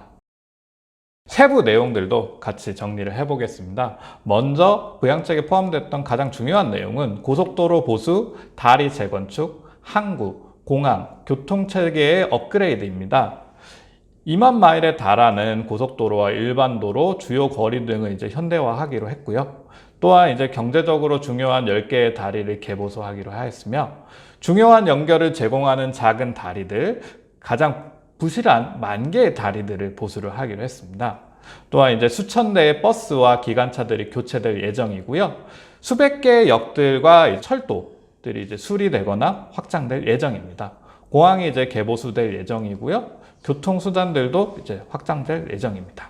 관련해서 예산을 좀 분석을 하면요. 교통과 관련된 총 예산은 6,210억 달러입니다.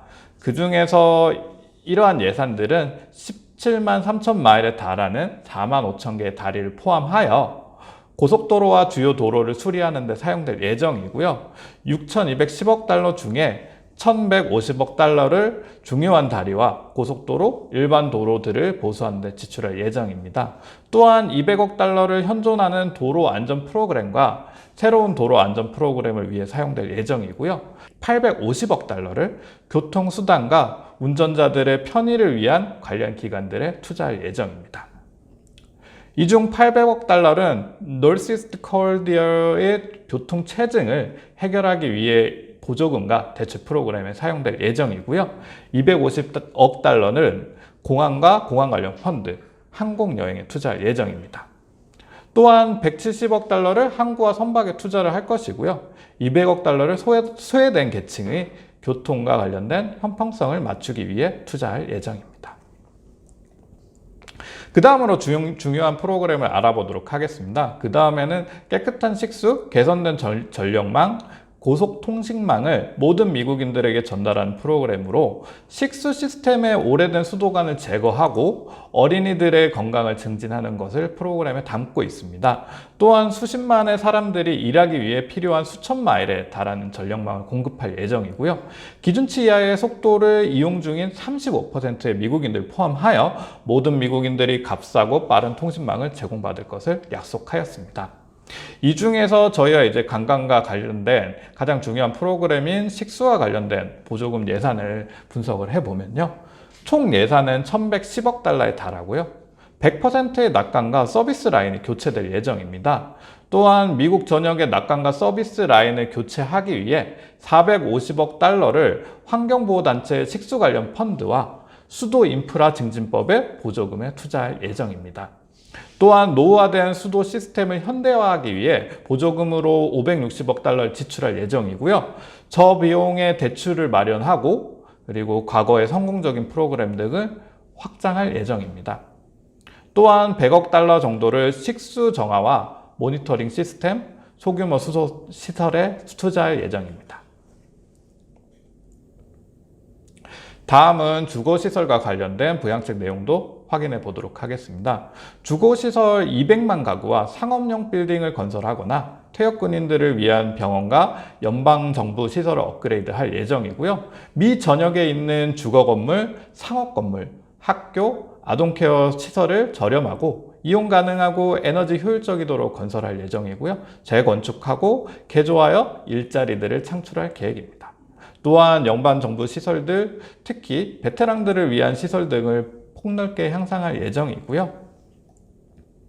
그리고 홈케어 관련 일자리도 만들어질 예정입니다. 홈케어 관련 일자리를 만들고 유색 인종 처우 개선 사업을 진행할 예정이고요.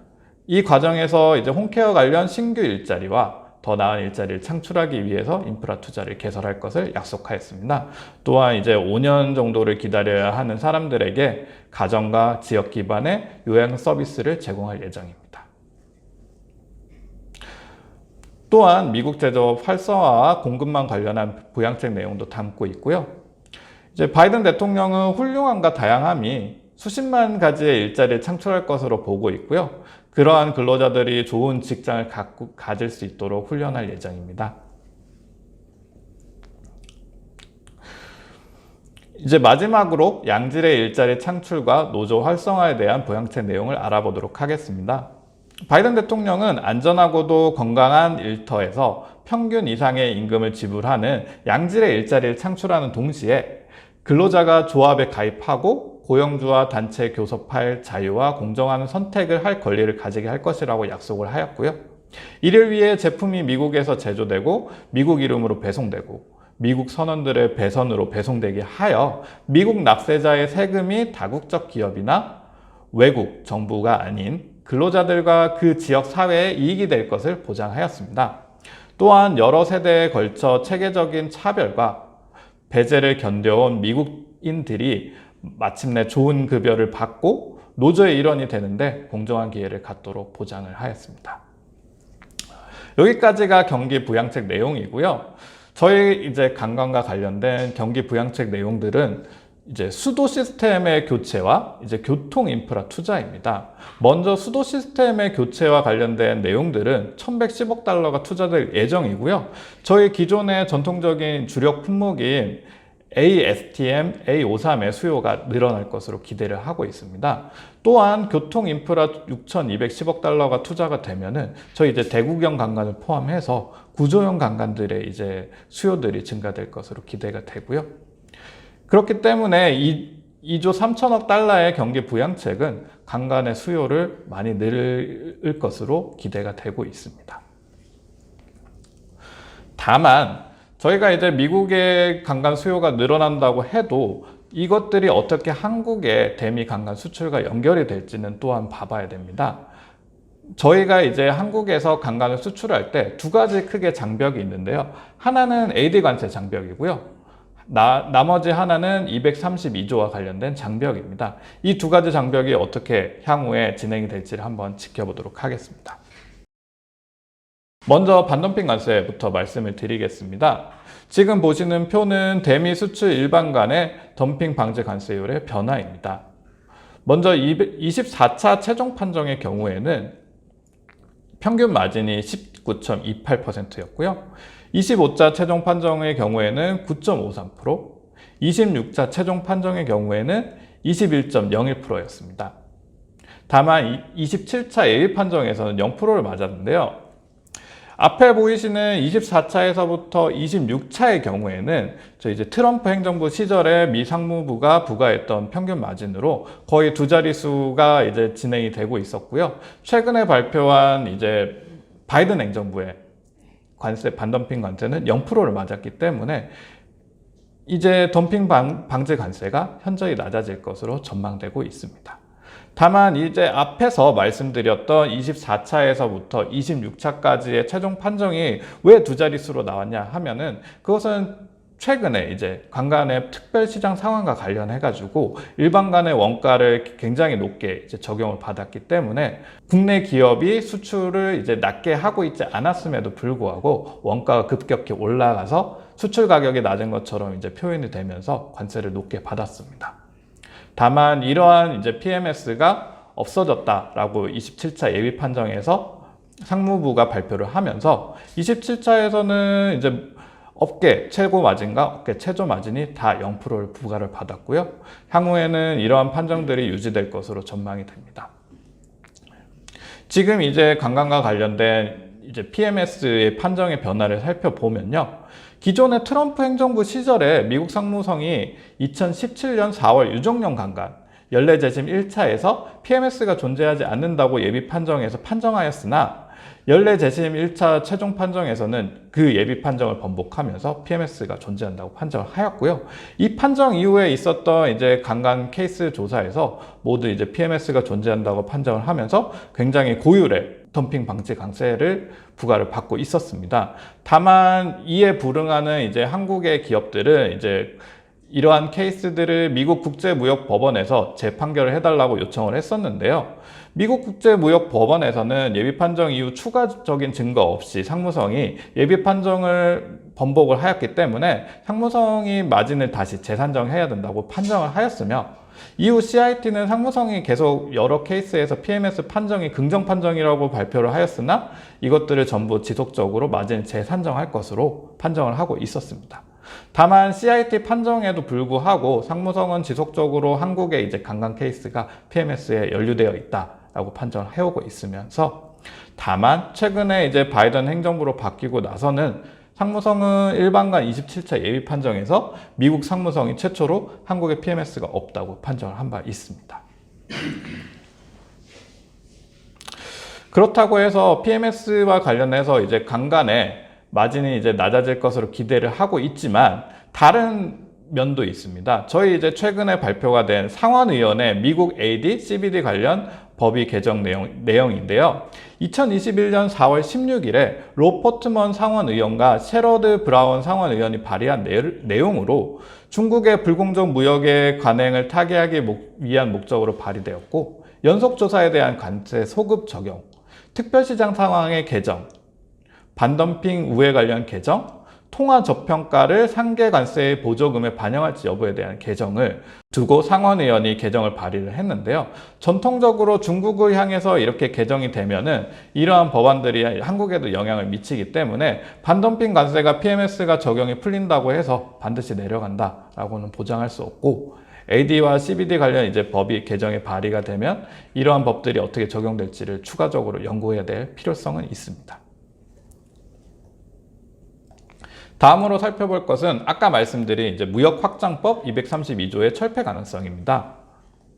무역확장법 232조에 대한 이제 배경을 잠깐 설명을 드리면요. 트럼프 전 대통령이 2018년 3월 8일에 수입산 철강과 알루미늄 관세를 각각 25%, 10% 부과하는 행정명령에 서명하였고요. 한국을 포함한 일부 국가들은 커터로 물량을 제한하는 대신에 관세를 면제받게 되었습니다. 다만 이러한 관세들을 계속 무역확장법 232조의 문제점으로 이제 제기가 되면서 지금 이제 불협화음이 끊이지 않고 있었습니다. 최근에 이제 바이든 행정부가 바뀌면서 이러한 부분에 대해서 232조가 개정이 되어야 된다라고 본격적으로 논의가 재점화되었고요. 2021년 3월에 미국 양당 의원 무역안보법을 발의를 한 바 있습니다. 특정 수입 품목에 따른 국가 안보의 위협 여부를 상무부가 아닌 국방부가 판단한 내용이고요. 무역확장법 232조 적용 과정을 국방부의 조사, 상무부의 무역 규제 조치 단계로 나누어서 담당 기관을 이원화할 것을 약속하였습니다. 또한 무역확장법 232조에 대한 대통령의 행정명령 발동 시에 원유에만 해당되었던 의회의 불복 의결 품목도 전반적인 품목으로 확대된 바 있습니다. 다음에 살펴볼 것은 무역확장법 232조의 행정명령 경제적 효과인데요. 이 부분은 2019년에 발표된 자료의 근거를 기반으로 하고 있고요. 먼저 일자리 창출 효과에 관련된 부분은 철강 산업에서 8,666개, 알루미늄 산업에서 3,301개의 일자리가 창출되었으나 다만 이제 철강 수요 산업에서는 43만 3천 개의 일자리 손실이 발생을 하였고요. 태양광 산업의 일자리는 8,000개가 감소하였습니다. 수입 물량의 효과는 철강 수입량이 37% 감소하였고 알루미늄의 생산량은 67% 증가를 하였습니다. 경제적 효과 부문에서는 철강 산업의 세정이익이 24억 달러 증가하였으며 부정적인 효과로는 철강 수요 산업에 56억 달러 비용이 추가 지출되었습니다. 또한 이제 철강 산업 일자리 한 개당 65만 달러의 비용이 발생할 것으로 보았으며 투자 효과는 철강 산업에 25개 주에 30억 달러가 투자가 확대된 것으로 보고 있습니다. 232조 철폐 가능성 관련해서 중국의 철강 증치세 환급 정책 폐지도 중요한 역할을 하고 있는데요. 중국은 탄소 중립 차원에서 철강 생산량을 감축하기 위해서 철강소 소비량을 제한하고 수출 감소하고 내수 위주의 공급을 추진할 것을 진행 중입니다. 이에 따라서 품목별 철강 증치세 환급률을 13%에서 0%로 조정을 하였고요. 지금 보시는 표와 같이 열원, 후판, 선제, 철근 그리고 이제 기타 철강 품목들에 대해서 기존의 증치세 환급률은 13%였으나 조정 후에는 0%로 향후에는 중국이 수출을 하여도 증치세를 환급받지 못해서 13%의 추가적인 이제 관세 부과 효과가 나타나고 있습니다. 이러한 정보들을 바탕으로 봤을 때 무역확장법 232조가 정말로 철폐될 것이냐라고 했을 때 먼저 살펴볼 것은 바이든 대통령이 후보 시절부터 무역확장법 232조를 유지하겠다고 공약을 내세운 바 있습니다. 이는 바이든 대통령이 후보 시절에 트럼프 대통령과 이제 경쟁하기 위해서 중요한 이제 표심을 자극을 했던 이제 러스트 벨트의 표를 얻기 위해서 무역확장법 만약에 232조를 폐지하겠다고 하면 이러한 러스트 벨트의 표를 잃을 것을 염두하였기 때문에 무역확장법 232조를 유지하겠다고 공약을 내세웠고요. 무역확장법 232조의 경우에는 미국 내 산업에 많은 이해관계가 얽혀 있습니다. 아까 말씀드렸듯이 표에서 보시면은 이제 43만 개의 일자리, 철강 수요 산업의 일자리와도 관련이 되어 있고요. 투자 금액들과도 관련이 되어 있고요. 다만 이와 관련해 가지고 포스코에서는 적어도 내년까지는 무역확장법 232조를 유지할 것이라는 전망의 컨퍼런스 콜을 한 바 있고요. 무역확장법 232조는 관세부가 이전에 2017년에 미국의 수입 철강 제품 61%를 무역구제 조치 대상으로 이미 선정을 한 바 있기 때문에 무역확장법 232조가 지금 없어지더라도 미국의 철강 수입이 급격히 늘어나지는 않을 것이라는 전망이 있습니다. 다음은 한국의 대응 방안입니다. 미국과 중국의 무역 갈등이 고조되어 있으며 중국을 견제하기 위해 무역 분쟁과 관련한 법안은 강화될 전망입니다. 법안 발의 의도와 상관없이 강화된 법안은 한국에 영향을 미쳤고요. 예를 들면 이제 AFA와 PMS가 가장 큰 예인데요. 이 부분은 오바마 행정부에서 서명했던 내용입니다. AFA가 있었고 PMS가 있었는데 이들이 최초로 이제 발의가 되었을 때는 중국을 타겟으로 할 것이다 라고 전망을 했으나 이 두 개 모두 한국에 다 적용을 받으면서 한국의 철강의 관세가 급격히 증가하는 효과를 보였습니다. 이렇기 때문에 현재 이제 AD와 CBD에 대한 법안 발의 내용들이 한국에도 영향을 미칠 것으로 전망을 하고 있으며 또한 무역확장법 232조의 경우에는 워낙 경제적 파급 효과가 크기 때문에 당분간 유지될 가능성이 매우 높습니다. 다만 원자재 가격이 상승을 하고 있고 배관용 강간 수요가 증가를 하면은 한국의 이제 일반관 시장에는 이제 수출 시장에는 가격이 크게 증가할 가능성이 매우 높다고 보고 있습니다. 또한 이제 커터가 해제가 되지 않는다고 하면 제한된 커터 내에서는 효율적인 수출을 할 필요가 있습니다. 예를 들어서 저희는 이제 외경별로 이제 가격이 다르고 외경별로 이제 해상운임도 다 다른 상황이기 때문에 저희 같은 경우에는 이제 제한된 쿼터의 톤수에서 가장 효율적인 스펙과 효율적인 외경을 통해서 강간을 수출할 필요가 있고요.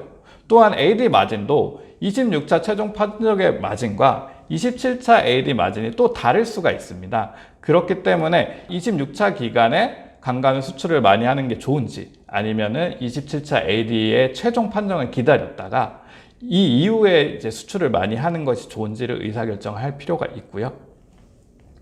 또한 불안정한 정세와 국제 통상을 지속적으로 모니터링할 국제 통상 전문 인력의 육성이 또 필요합니다. 또한 이제 232조와 AD가 어떻게 될지 정확하게 모르기 때문에 통상 전문가에게 지속적인 통상 문제에 대한 의견을 물어볼 필요가 있고요. 또한 리서치 기관을 통해서 시장 상황도 지속적으로 모니터링할 필요가 있습니다. 또한 이제 향후에 232조가 철폐나 개정 이후의 상황에 대비해서 공장을 유연하게 가동할 필요가 있고요.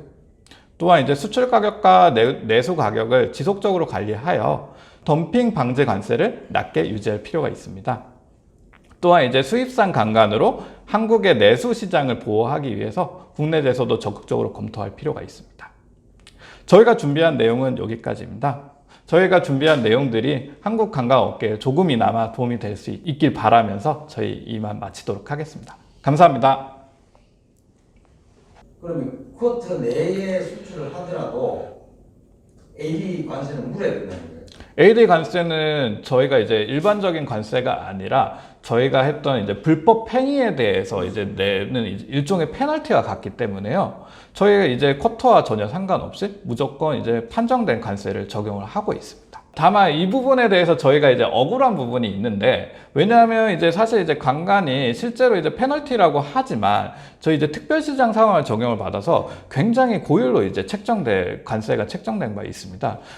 법무법인 세종은 제가 듣기로 그 철강 관련된 무역 규제에서 굉장히 전문성이 높으시고 여러 자문도 많이 하시는 것 같은데 철강업계로서는 참 고마운 마음 전하고요.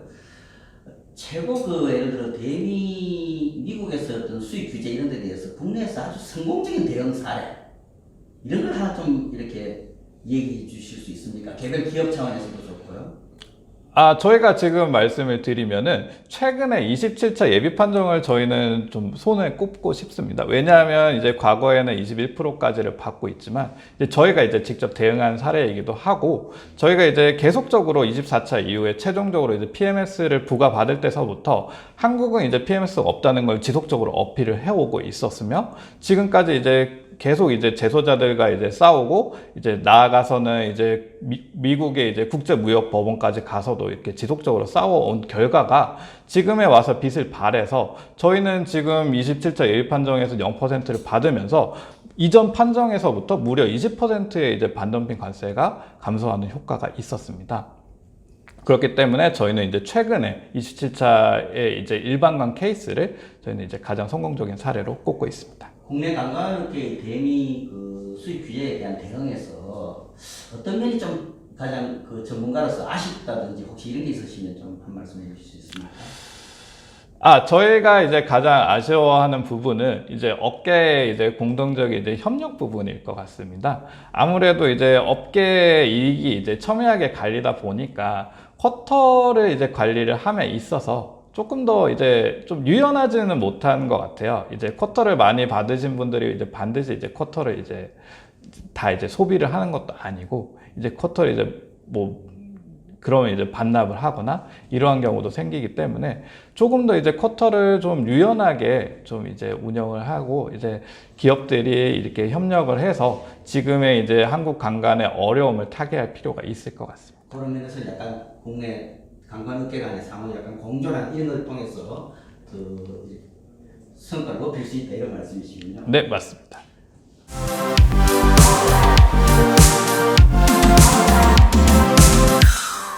안녕하십니까. 관광시장 이슈와 하반기 전망 주제 발표를 하게 될 스트랜스틸 김홍식 부사장입니다. 반갑습니다. 제가 오늘 발표할 내용은 크게 세 가지입니다. 첫 번째는 코로나19가 관광산업에 실질적으로 어떤 영향을 미쳤는가를 살펴볼 것이고요. 두 번째는 현재 관광업계에 일고 있는 이슈가 무엇인지를 살펴보도록 하겠습니다. 그리고 마지막으로 하반기 관광시장을 둘러싼 시황이 어떻게 될지를 살펴보는 순서로 진행을 하도록 하겠습니다. 그럼 먼저 첫 번째로 코로나19가 관광산업에 어떤 영향을 미쳤는지를 살펴보도록 하겠습니다. 맨 먼저 이제 수급 측면에서 살펴를 보면 지난해 강관 생산량이 약 451만 톤으로 전년비 2.9%가 감소를 했습니다. 그런데 요 수치는 다른 품목에 비해서는 비교적 양호하다라고 할 수 있습니다. 판재류 전체로 보면 약 6%가 줄었고요. 스테인리스 냉연 같은 경우에는 무려 14%가 줄었습니다. 또 우리가 이제 내수와 수출을 합쳐가지고 총 출하량이라고 이렇게 부르는데 작년도 강관 총 출하량이 약 452만 톤입니다. 그래서 전년 대비 4.1%가 줄었습니다. 이 역시 판재료의 경우는 약 6.1%가 줄었고요. 스테인리스 냉연 같은 경우에는 10.3%가 줄어든 것에 비해서 좀 양호하다 이렇게 얘기를 할 수가 있겠고요. 전체적으로 보면 코로나 영향은 생산 측면에서는 3분기에 그다음에 내수와 수출은 2분기에 좀 집중이 됐던 것 같고요. 4분기에 강관 수출이 줄었던 이유는 소재 부족으로 인한 영향이 아니었나 이렇게 좀 풀이를 할 수 있을 것 같습니다. 두 번째는 이제 수익성 측면인데요. 지난해 국내 133개사의 평균 매출액이 전년도보다 10.2%가 줄었습니다. 영업이익률도 2.8%로 전년도 4.5%에 비해서 40% 가까이 줄었습니다. 반면에 강관 26개사, 배관용이라든가 무게목, 인발까지 다 포함해가지고요. 26개사의 평균 매출액은 4.0%가 줄었는데요. 이 역시 다른 품목에 비해서는 감소폭이 적습니다. 영업이익률도 평균 26개사 평균이 1.7%로 나타났거든요. 그래서 봉연강류나 판재료보다는 조금 영업이익률이 낮지만 스테인리스 특수강이나 선재보다는 좋은 걸로 나왔습니다. 여러분이 보시는 이게 우측 그래프에는 이제 강관을 품목별로 살펴본 것인데 매출액 증가율은 대구경관, 그다음에 스테인리스 강관이 플러스 성장을 좀 기록을 했고요. 배관용이나 구조관, 무게목, 인발관관은 전년 대비 매출이 줄었습니다. 영업이익률도 보시면 대구경, 배관용, 스테인리스 강관 순으로 좀 좋았고요. 결과가 이렇게 나온 배경에는 수요 산업별 생산과 출하 상황이 달랐기 때문이라고 저는 이렇게 보고 있습니다. 가령 이제 건설 같은 경우에는 지난해 사실은 코로나 영향을 초기에 잠깐 공사 현장이 중단된 거는 빼고는 전체적으로 거의 영향을 받지를 않았고요. 제조업 중에서는 이제 락다운 이후에 가동 시점이 조금씩 다릅니다. 그러다 보니까 이제 이런 결과가 나왔는데 무엇보다도 이제 자동차 의존도가 높은 인발이라든가 무게목 강관 같은 경우가 상대적으로 타격을 좀 많이 받았다. 이렇게 좀 볼 수가 있을 것 같고요. 아까 제가 이제 수요 산업별로 상황이 다르다고 했는데 그러면 수요 산업별로 출하 구조를 어떻게 됐느냐 좀 살펴보면 일단 수출이 굉장히 많이 줄었죠. 수출이 줄었고 반면에 유통과 건설은 좀 출하량이 좀 늘었습니다. 앞서 얘기한 대로 제조업은 회복 속도가 각기 달랐는데요. 가령 자동차의 경우에는 3분기부터 오히려 그 가동이 많이 늘었고요. 가전도 마찬가지고요. 기계는 4분기부터 좀 생산이 늘었고 조선은 금년 들어서야 비교적 건조량이 늘기 시작했습니다. 결국에는 이 표를 해석을 한다고 하면 그 가격이 급등하기 전까지는 유통을 통한 좀 밀어내기 판매가 많지 않았느냐 이렇게 좀 보고 있습니다. 자, 그러면 이제 두 번째 주제인 강관업계의 이슈에 대해서 설명을 드리도록 하겠습니다. 첫 번째 이슈는 뭐냐면 지금 소재인 열연과 후판의 가격 급등과 구등 라인이 언제까지 지속될 것인가 하는 것입니다. 자, 요 얘기를 하려고 그러면 우선 이제 열연과 후판이 왜 이렇게 가격이 급등하고 타이트하냐 이 원인부터 좀 살펴봐야 될 것 같은데요. 여러 원인이 있을 수 있겠습니다만 저는 이제 크게 보면 네 가지인 것 같아요. 우선 내수 시장의 40%를 담당을 했던 수입이 이러저러한 이유로 해서 수입이 급감을 했죠. 특히 이제 중국산 수입이 굉장히 많이 줄었습니다. 요 영향이 좀 하나가 있고요. 두 번째는 수요 호조를 좀 꼽을 수가 있을 것 같고요. 세 번째는 포스코와 현대제철이 쇳물 생산부터 자동차라든가 가전을 가장 앞자리에 내세우고 있고요. 그러다 보니까 생산도 늘고 수출도 줄었지만 그 상대적으로 건설이라든가 뭐 기계라든가 뭐 이런 쪽은 좀 뒷전으로 좀 밀렸다 이렇게 좀 볼 수가 있었고요. 마지막으로는 풍부한 유동성 때문에 가격이 더 오를 것이라는 그 기대 심리 때문에 지금 어디에서인가는 재고로 지금 적재되어 있지 않느냐 이렇게 좀 보고 있습니다. 원인에 대해서는 이 정도로 좀 제가 설명을 드리도록 하겠습니다. 보다 좀 자세한 내용을 아시고 싶으시면 유튜브에 여러분 들어가셔서 철강TV를 검색을 하시고 열연 후판 공급 부족 언제까지 지속될 것인가라고 하는 키워드를 치시면 보다 자세한 내용을 알 수 있을 것 같습니다. 자, 그런데 더 중요한 거는 앞으로 그러면 어떻게 될 것이냐, 언제까지 이 타이트한 문제가 지속되느냐 하는 문제인데요. 일단 메이커는 뭐 연말까지는 열연과 후판 모두 수급이 타이트하게 간다라고 이제 얘기를 하고 있어요. 근데 이제 저는 물론 그렇게 갈 수도 있습니다만은 열연 아닌가 공급 측면과 수요 측면을 살펴보고 결론을 말씀을 드리도록 하겠습니다. 우선 이제 공급 측면에서는 사실은 지금 상황만 놓고 본다고 그런다면 이 타이트한 상황을 개선시킬 여지가 별로 없을 것 같아요. 이제 가령 지금 현대의 어떤 고로 생산 차질도 발생을 했고요. 특히 이제 아까 수급의 40%를 책임졌던 이제 중국이 퇴세율 조정이라든가 그다음에 이제 감산 정책으로 굉장히 좀 타이트하게 좀 가고 있고요.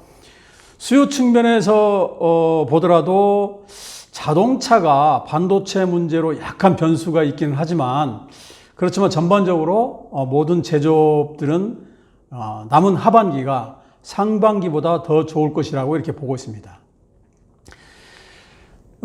저는 그래서 하반기 소재 수급 가격 요 두 가지 문제의 가장 큰 변수는 금리라고 생각을 해요. 특히 이제 미국발 금리 인상 가능성을 조심스럽게 얘기할 수밖에 없는데요.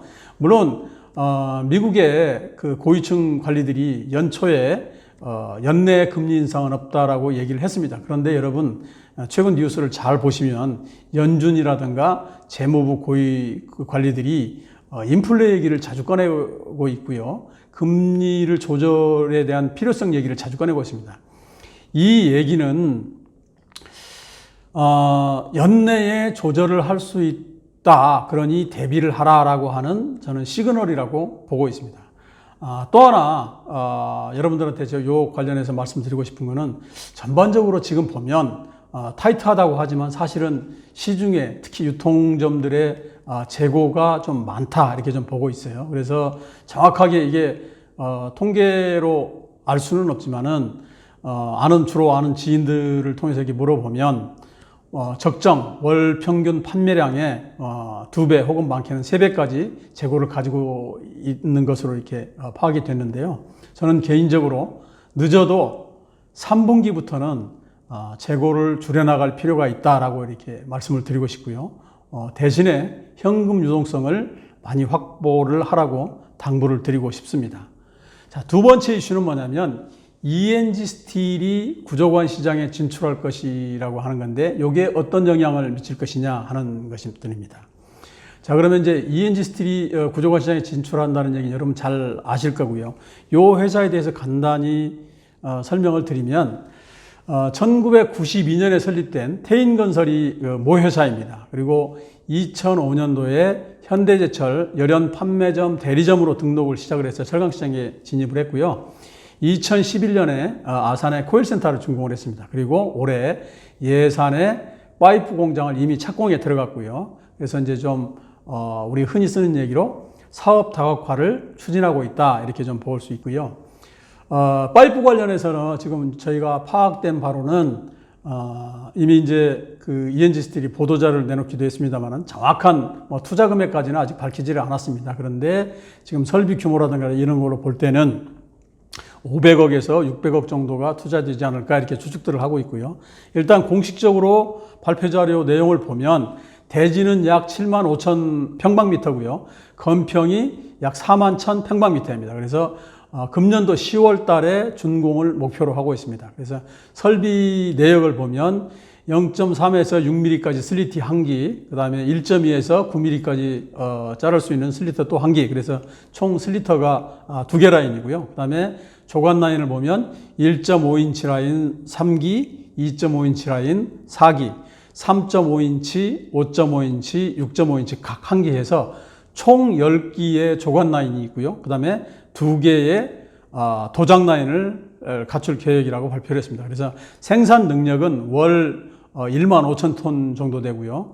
또 이 조관 설비 이외에도 그 QC 인력을 확보한 R&D 센터를 갖다가 건립을 하겠다. 이렇게 보도자료에 통해서 배포를 했습니다.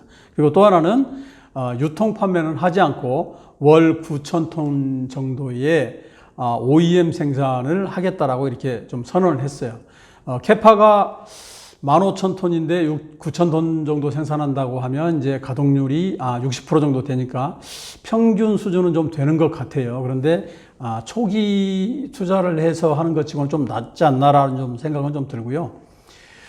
자, 이제 ENG 스틸에 대해서는 사실 시중에 굉장히 많이 다양한 소문이 좀 돌고 있고요. 그 다음에 반응도 아주 좀 다양합니다. 그래서 주변 우선 이제 반응을 보면 우선 이제 기존의 그 구조관 3사, 뭐 한진이라든가 동아스틸이라든가 주철관 그 3사, 에이스나 뭐 진방이나 이런 쪽에 그 3사의 이런 강자 구도를 갖다가 깰 수가 있나라고 하는 게 좀 그런 의문들이 좀 많고요. 그 다음에 또 일부에서는 뭐 구조관 사업을 정말로 하려고 하는 것이냐, 뭐 임가공만 가지고 그게 돌아갈까라고 하는 이렇게 의문을 제기하는 사람들도 좀 있어요.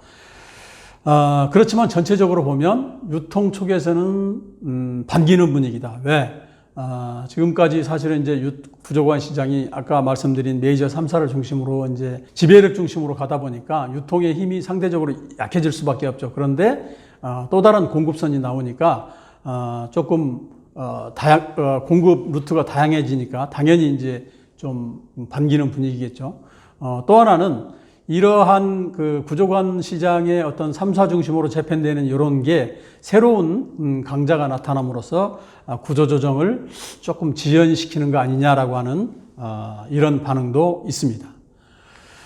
또 하나 이제 개인적으로 ENG 스틸이 어찌됐든 지금 이제 이미 스타트를 배는 떠난 것 같고요. 띄운 것 같고요. 그러면 이제 해결 과제가 좀 있는 것 같은데 우선은 이제 구인난이 첫 번째로 가장 큰 문제일 것 같아요. 특히나 이제 뭐 기능 인력이라든가 요즘에 굉장히 사무직들도 지방 공단일수록 굉장히 사람 구하기가 힘든데 이 문제를 어떻게 해결할 것이냐 하는 좀 문제가 좀 있는 것 같고요. 두 번째는 이제 인프라 문제인 것 같습니다. 저는 사실은 예산 공장을 가보지를 못했습니다만은 거기를 다녀온 사람들의 얘기를 들어보면 4차선 도로를 마주하고 양옆으로 공장이 좀 분리되어 있다라고 이렇게 얘기를 했었는데 이렇게 되면 산해 물류가 좀 늘어나지 않을까라고 하는 거고요. 세 번째 해결 과제는 과연 임가공만으로 수익 구조를 낼 수가 있을까 하는 생각입니다. 현재 구조관 업체들이 뭐 여기가 처음은 아니고요. 임가공으로 해주는 업체들이 있어요. 근데 이제 보통 톤당 한 2만 원 정도 이렇게 좀 하고 있는데 예를 들어서 9,000톤 보도자료 발표대로 9,000톤을 갖다가 2만 원씩 한다 그러면 한 달에 1억 8천만 원입니다. 그러면 12달을 다 곱하더라도 글쎄요, 한 뭐 30억이 30억도 안 되는데 또 15,000톤 풀로 돌린다 하더라도 월 3억, 그러니까 36억 정도밖에 안 됩니다. 그러면 과연 아까 이제 그 금융비용이라든가 또 이런 부분을 충분히 커버하고 이익을 낼 수 있는 구조인가라고 하는 거고요. 마지막으로 지금 사실은 소재 문제가 굉장히 타이트하잖아요. 물론 이제 코로나가 끝나면 언젠가 이제 소재 문제도 다시 원위치가 되겠지만 아까 우리 이제 10월 달에 준공을 한다고 목표를 한다고 그랬으면 글쎄요, 지금 같은 상황에서 소재 문제를 어떻게 확보를 할 것이냐. 이와 관련해서 이제 시중에서는 현대제철이 월 9,000톤 정도를 소재를 공급을 해주고 OEM 생산을 하기로 했다라는 소문이 있어서 현대제철에 확인을 했습니다만은 절대 그런 것이 아니다라고 이렇게 강력 부인을 하고 있습니다. 그래서 이 문제를 어떻게 해결할 것이냐가 관건이 아닌가 싶습니다. 자, 세 번째 이슈는 가격 전가 문제인 것 같아요. 작년 4분기부터 소재 뿐만이 아니고 제품 가격도 굉장히 이제 가파르게 상승을 하고 있는데, 그러다 보니까 수요가들의 저항감이 굉장히 빠릅니다. 그런데 지금까지는 사실은 이 가격이 굉장히 가파르게 오른 것도 사실이지만, 사실은 이 문제는 수요가들의 이 저항감의 근본적인 문제는 사실 납품 구조상의 문제입니다. 다시 얘기하면 지금까지는 납품권을 뺏기지 않기 위해서 실수요가들이, 특히 중소실수요가들이 시중에서 구매를 해가지고 그걸 제품을 만들어서 원청사에 납품을 했는데, 납품을 하면 할수록 손해를 보는 구조거든요. 그래서 이 문제에 대한 근본적인 해결이 안 되면 상당히 소재업체들이 더 어려워질 것이다 라고 하는 건데, 이후에 어찌됐든 간에 아마 2분기부터는 이러한 문제가 더 수면 위로 오를 것 같아요. 그래서 이미 뭐 청와대라든가 공정거래위원회라든가 뭐 중소기업청이라든가 이런 곳에 소재 가격 때문에 너무 올라가지고 우리 못 살겠다라고 하는 뭐 탄원서 비슷한 것들이 굉장히 많이 올라오고 있다라고 얘기를 들었는데, 2분기에는 분명히 이런 것들이 더 자주 나타날 것이고, 또 여러분도 아시다시피 이제 하반기부터는 본격적으로 대선 레이스가 시작이 됩니다. 그러면 정치권에서 이런 거 표의식 때문에 보이지 않는 압박을 하게 될 것이고요. 그러면 메이커 입장에서도 가격을 전가시키는데 상당한 어려움을 겪을 것이다. 그래서 저는 개인적으로 2분기는 수급의 문제 못지않게 가격 전가의 문제가 큰 화두가 될 것이다. 이렇게 좀 보고 있습니다. 마지막으로 이제 각종 규제는 더 심해지는데 이에 대한 대응 방안이 있느냐 하는 거예요. 대표적인 이제 규제가 이제 환경 규제라든가 중대재해법이라든가 주 52시간제라든가 최저임금제입니다. 이런 부분들은 사실은 고스란히 이제 원가 상승하고 다 직결되거든요. 가령 이제 환경 규제 같은 경우에는 도장 설비는 기존에 있는 설비를 제외하고 신설은 아예 허가를 내주지 않고 있습니다. 또 이뿐만이 아니고 소음이라든가 뭐 분진이라든가 뭐 냄새라든가 이런 관련 민원들이 계속 꾸준히 늘고 있죠. 특히나 이제 비공단에 입주한 업체일수록 이런 현상을 갖다가 더 자주 겪고 있습니다. 문제는 이거 투자를 하면 다 해결이 됩니다. 그런데 아직은 우리 이제 관광업체들이 대부분 아직도 1세대 창업주분들이 경영을 하시는 데가 많습니다. 이분들은 반응이 어떠냐면 지금까지 그런 거 없어도 잘해왔다 이런 반응이에요. 그러다 보니까 이게 좀 상당히 문제가 좀 될 것 같다라고 하는 거고, 중대법도 마찬가지죠. 지금 이제 재해가 발생을 하면 뭐 공장 가동을 갖다가 뭐 거의 열흘 가까이 중단시키고요. 그다음에 CEO라든가 오너들을 갖다가 처벌을 하는 그런 규정입니다. 또 주 52시간제라든가 최저임금제도 사실은 이 법령이 시행은 이미 하고 있습니다만은 지금 코로나까지 터지면서 이 부분의 상당한 부분이 사실 외국인 근로자였는데 지금은 다 떠났죠. 그러다 보니까 사람 구하기도 힘들고, 또 52시간제 같은 경우에는 기존에 한 명을 써도 됐던 거를 이제 2명을 써야 됩니다. 그러니까 결국에는 이러한 것들이 전체적으로 방향은 맞지만 너무 급하게 시행을 하다 보니까 준비가 좀 덜 돼 있고, 결국 개별 기업의 입장에서 보면 인력난이라든가 원가 상승으로 연결이 될 수밖에 없고, 이것들이 좀 더 긴 시각에서 보면 해외 시장에서 해외 밀들하고의 경쟁에서 밀리는 결과를 낳지 않을까, 이런 우려감이 있다라는 얘기고요. 자, 마지막으로 하반기 전망을 해보도록 하겠습니다. 이제 첫 번째가 이제 거시경제인데요.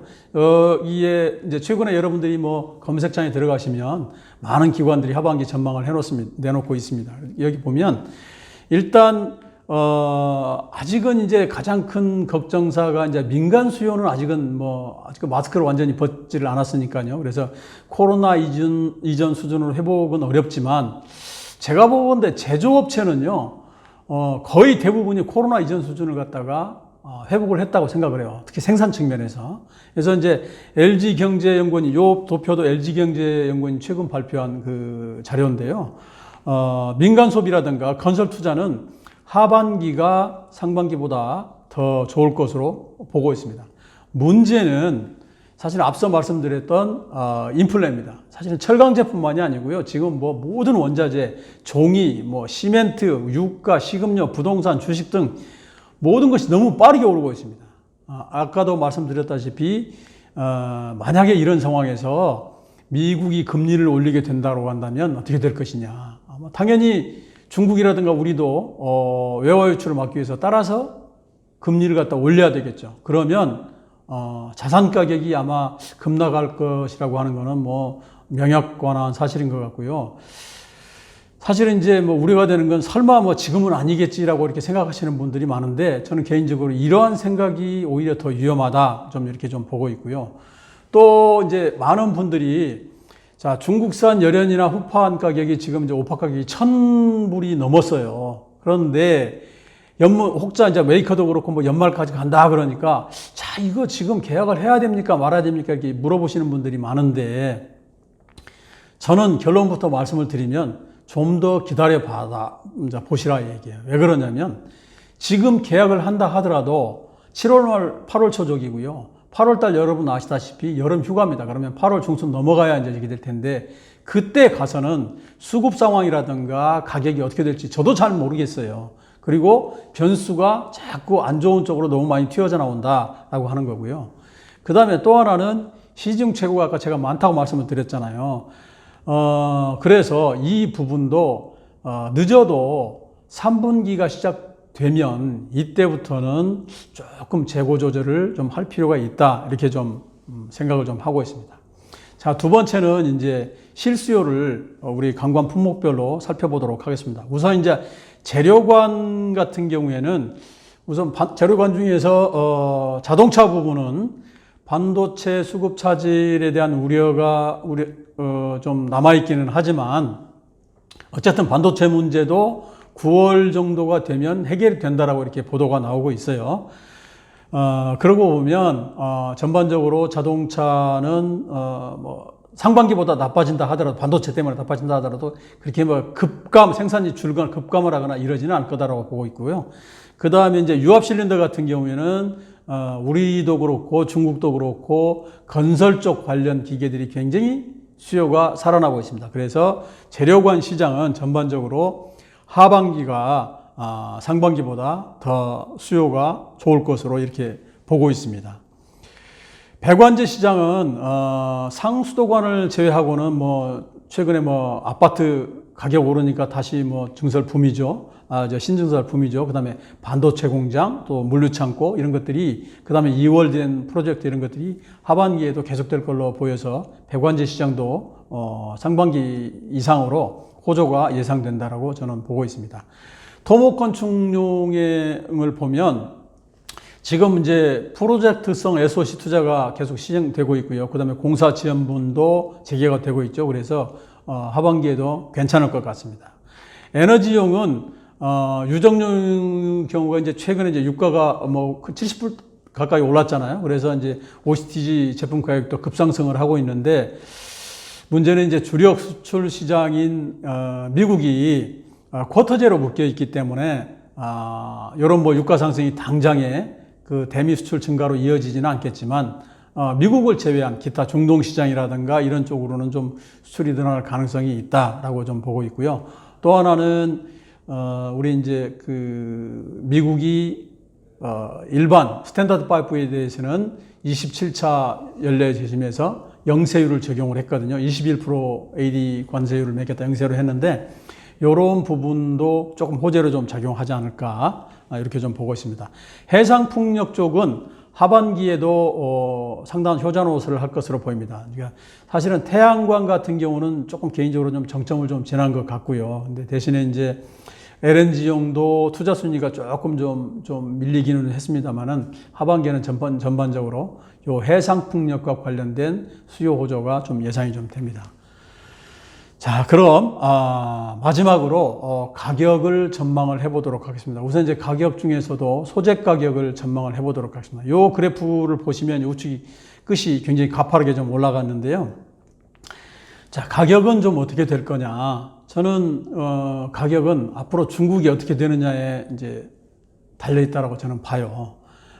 중국이 지금 사실은 전 세계 조광 생산량의 57%를 차지를 하고 있습니다. 그런데 잘 보시면 판재료는 이거보다 점유율이 더 높습니다.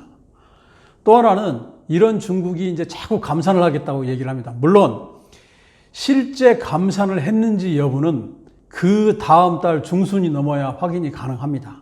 또 3월 20일부터 감산을 하겠다고 했지만 3월달, 4월달 역시 생산이 오히려 더 늘었어요. 4월 같은 경우에 19%나 늘었는데 중국 정부가 연초에 올해 금년도에 3천만 톤을 감산을 하겠다라고 발표를 했는데 오히려 4월까지 4천만 톤이 넘게 늘어났습니다. 그래서 요 연초 발표했던 약속을 지키려고 하면 남은 5월 달부터 12월 달까지 7천만 톤에서 8천만 톤을 감산을 해야 됩니다. 그래서 요 약속이 과연 제대로 지켜질까라고 하는 게 이제 최고 관심사고요. 그런데 문제는 최근에 이제 굉장히 이 단속을 강화하겠다라고 얘기를 했잖아요. 그 뉴스가 나가자마자 감산의 결과는 다음 달이 돼야 알 수가 있지만 이 소식이 전해지는 순간에 시장 가격은 바로 반영이 된다는 거죠. 그래서 선물 가격이 좀 급등을 했고요.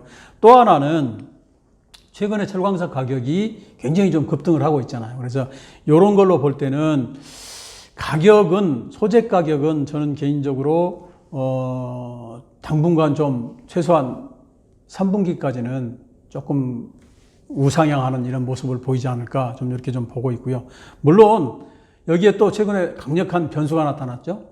리커창 총리가 너무 가격이 과도하게 오르는 거 별로 바람직하지 않다라고 얘기를 하니까 하루 만에 선물 가격이 400위안 정도 이렇게 하락하는 이런 일이 좀 벌어졌었는데 어쨌든 이런 부분이 지금 어떻게 보면 이율배반적인 것 같지만 한쪽에서는 예를 들어서 뭐 수출하지 말라고 그래 놓고 한쪽에서는 너무 뭡니까 과도하게 이익 내지 말라고 하니까 좀 엇박자인 것 같습니다만은 사실은 중국이니까 가능한 얘기고요. 또 지금까지 옛날로 관행으로 보면 정부의 중국 철강사들의 거의 90%가 국영업체들이잖아요. 뭐 지방정부 소속기관, 중앙정부 소속기관. 그러다 보니까 총리의 말 한마디는 곧 법이라고도 할 수 있죠. 그래서 요게 좀 영향을 좀 미칠 것 같고요. 그래서 저는 개인적으로 열연 기준으로 보면 하반기에는 지금 이제 1,000달러가 넘었는데 3분기까지 제가 상승 곡선으로 갈 것이다라고 말씀을 드렸잖아요. 그러면 저는 이제 전체적으로 지금 철광석 가격이 오르고 있다는 것, 또 더군다나 탄소 중립을 지키기 위한 감산 노력은 계속될 거예요. 그러니까 실제 감산이 이루어졌건 안 이루어졌건 요건 차치하고라도 그 발표가 나올 때마다 가격은 뛸 것이고 호주하고 중국하고의 어떤 그런 그 알력 때문에 또 이제 브라질이라든가 호주의 어떤 그 물류 그다음에 뭡니까 이렇게 항만 홍수 나가지고 피해 입었던 거 이게 좀 굉장히 복구가 늦어지고 있는데 이런 문제들 때문에 철광석 가격이 좀 강세를 좀 보이고 있고 또 한편으로는 사실은 광산업체들도 의도적으로 가격을 올리려고 하는 그런 모습도 다분히 있어요. 어찌됐든 이런 부분들이 전체적으로 가격 상승세를 갖다가 견인을 할 것이다. 그래서 저는 3분기 가격은 1,100달러는 넘을 것으로 좀 보고 있고요. 1,100에서 1,200달러 선에서 좀 가지 않을까 이렇게 좀 보고 있고, 정점이 언제냐? 저는 3분기 말이나 4분기 초가 이렇게 될 걸로 보고 있습니다. 그래서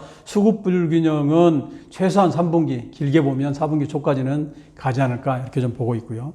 자, 관관 가격을 좀 보시면 예상을 해보면 현재 시중 백원용 유통가격이 톤당 약 181만 8천 원이고요. 그 다음에 구조용은 109만 9,500원입니다. 근데 소재 가격이 계속 오르다 보니까 추가로 계속 인상을 할 수밖에 없고 앞으로도 뭐 아마 더 추가로 더 올릴 것 같아요. 그래서 하반기에는 저는 백원용은 185만 원에서 195만 원 사이, 구조용은 110만 원에서 115만 원 사이까지 가격이 형성되지 않을까 이렇게 좀 예상을 하고 있습니다. 6월까지는 가격 인상에 큰 저항이 없겠지만 앞서도 말씀드린 대로 그 수요가들의 가격 인상에 대한 저항이 워낙 거세기 때문에 잘못하면 납품 구조는 쏙 빠지고 이 가격 인상에 대한 수요가들의 어려움이 마치 철강사들한테 다 있는 양 독박을 쓸 가능성도 좀 있다. 이게 이제 가장 우려가 된다 이렇게 좀 보고 있고요. 그래서 구조관 가격도 저는 마찬가지로 3분기 말에서 4분기 초가 정점이 되지 않을까 이렇게 예상을 하고 있습니다. 이상으로 발표를 마치도록 하겠습니다. 감사합니다.